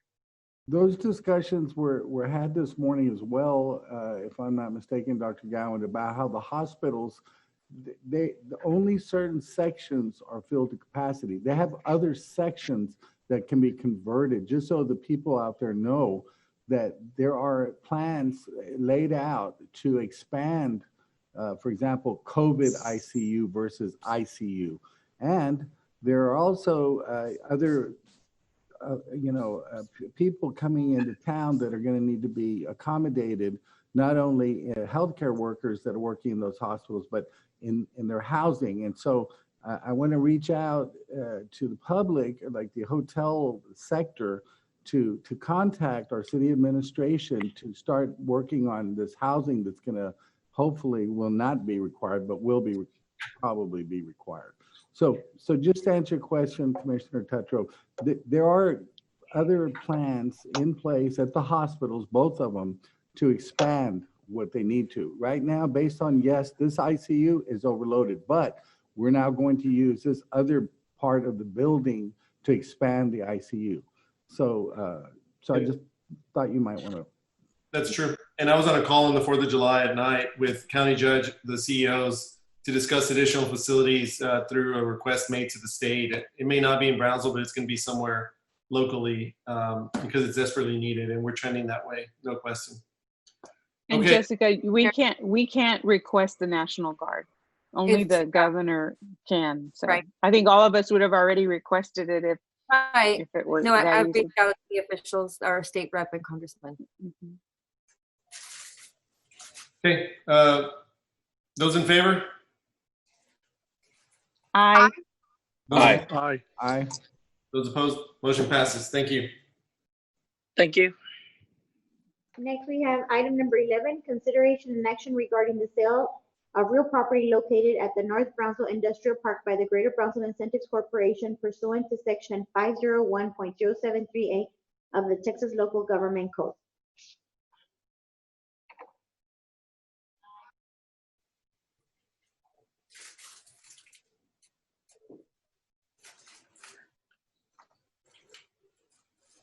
Who's presenting on this? Hi, Mr. Mayor. I think we need to go to our executive session first, don't we? This separate from the executive session. Basically, this is Graham Sevier Schultz speaking from GBIC. This is a property that we've had a negotiation to sell from a separate GBIC property. Basically, since this was not a budgeted or anything we could have predicted, we were asked to bring it to you all for approval. It's basically for a sale of a 5-acre lot on our property on Paredes, right near the Titan Tire and in the CK Technology building. Graham, but I thought that the tracks there were 10-acre lots. So it's No, a half lot. There are various sizes. This is a 5-acre lot that goes all the way from the cul-de-sac all the way to the back of the property line. There's some that are about 7. There are some 10-acre lots, but this one was platted as a 5-acre lot. And this is basically being purchased by a local business owner who does plastic injection molding and has operated here in Brownsville for, I believe, 20 years. Is there a reason, other than maybe his preference, that y'all didn't want to lease to him instead? It was mostly the preference of the buyer. I personally, I do prefer retaining ownership whenever possible, but this was something where the buyer approached us and we began negotiations that way for the sale. It'll be the first one. Yeah, and we're hoping that this will be kind of the catalyst, the grain of sand that starts the pearl that's the industrial corner of Brownsville. Great. Hey, Graham, this is John. Are there any conditions that the buyer has to begin construction within a certain period of time? There are, and he's basically waiting for us to send back the signed agreement so he can start building now. He has a lease in a different site, and his lease expires very soon, so he wants to start construction immediately and complete it within before the end of this year. I'll make the motion to approve. We have a motion. Do we have a second? Second. Second. A motion and a second. Any further discussion? Those in favor? Aye. Aye. Aye. Aye. Those opposed? Motion passes. Next, I will read the executive session agenda items. Item number 1, discussion and deliberation pursuant to section 551.0871 of the Texas Government Code regarding commercial or financial information that the city of Brownsville has received from a business prospect that the government body seeks to have locate, stay, or expand in or near the city, and with which the city is conducting economic development negotiations, and to deliberate financial or other incentives to the same regarding Project Maple. Next item, closed session pursuant to section 551.0871 of the Texas Government Code regarding commercial or financial information that the city of Brownsville has received from a business prospect that the governmental body seeks to have locate, stay, or expand in or near the city, and with which the city is conducting economic development negotiations, and to deliberate financial or other incentives to the same regarding Project Stone. Item number 3, discussion and deliberation regarding the real property pursuant to section 551.072 of the Texas Government Code related to the possible purchase, exchange, lease, or value of real property located near the 511 Industrial Park, where deliberation in an open meeting would have a detrimental effect on the position of the governmental body in negotiations with a third person. Do we have a motion to go into executive session? Motion Do we have a to second? go into executive session. I'll second it. Motion and a second to go into executive session. Any discussion? Those in favor? Aye. Aye. Aye. So Okay. we log off here and then connect to the new number, right? Yes. Okay. All right.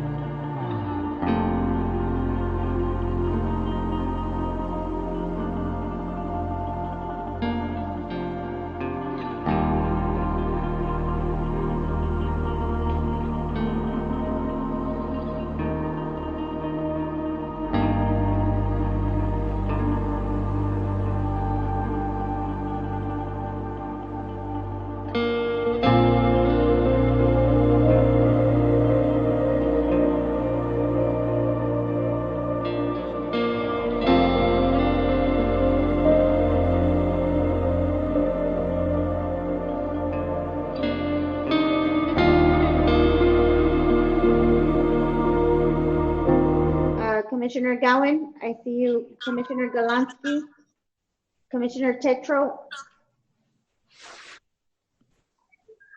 Commissioner Munguia, I'm here. Commissioner Nee, I'm here. and Mayor. Here. Management is also present. Mr. Bernal's on, Ms. Walker's on. Ms. Ramirez, are you on? Yes, I'm on. Thank you, Griselda. We have a quorum, Mayor. Okay. We're back from executive session. It is Action now- on, go ahead. It is now 9:33. I'll go ahead and read the first agenda item, possible action on any items as discussed in executive session. Item number 1, consideration and action to approve economic incentives or business prospect under Project Maple that the governmental body seeks to have locate, stay, or expand in or near the city of Brownsville, Texas. I'll move to approve. Second. We have a motion and a second. Any discussion? Oh, me? Oh, sorry. Me. The only thing I would ask is because that in the contract that the incentives be paid like after a year or so, because I remember reading one for a company that luckily is still here in Brownsville where they paid them up front. And I don't see the logic behind that. So if it's paid like after a year that a job has existed or after the training has been completed, then that would be ideal.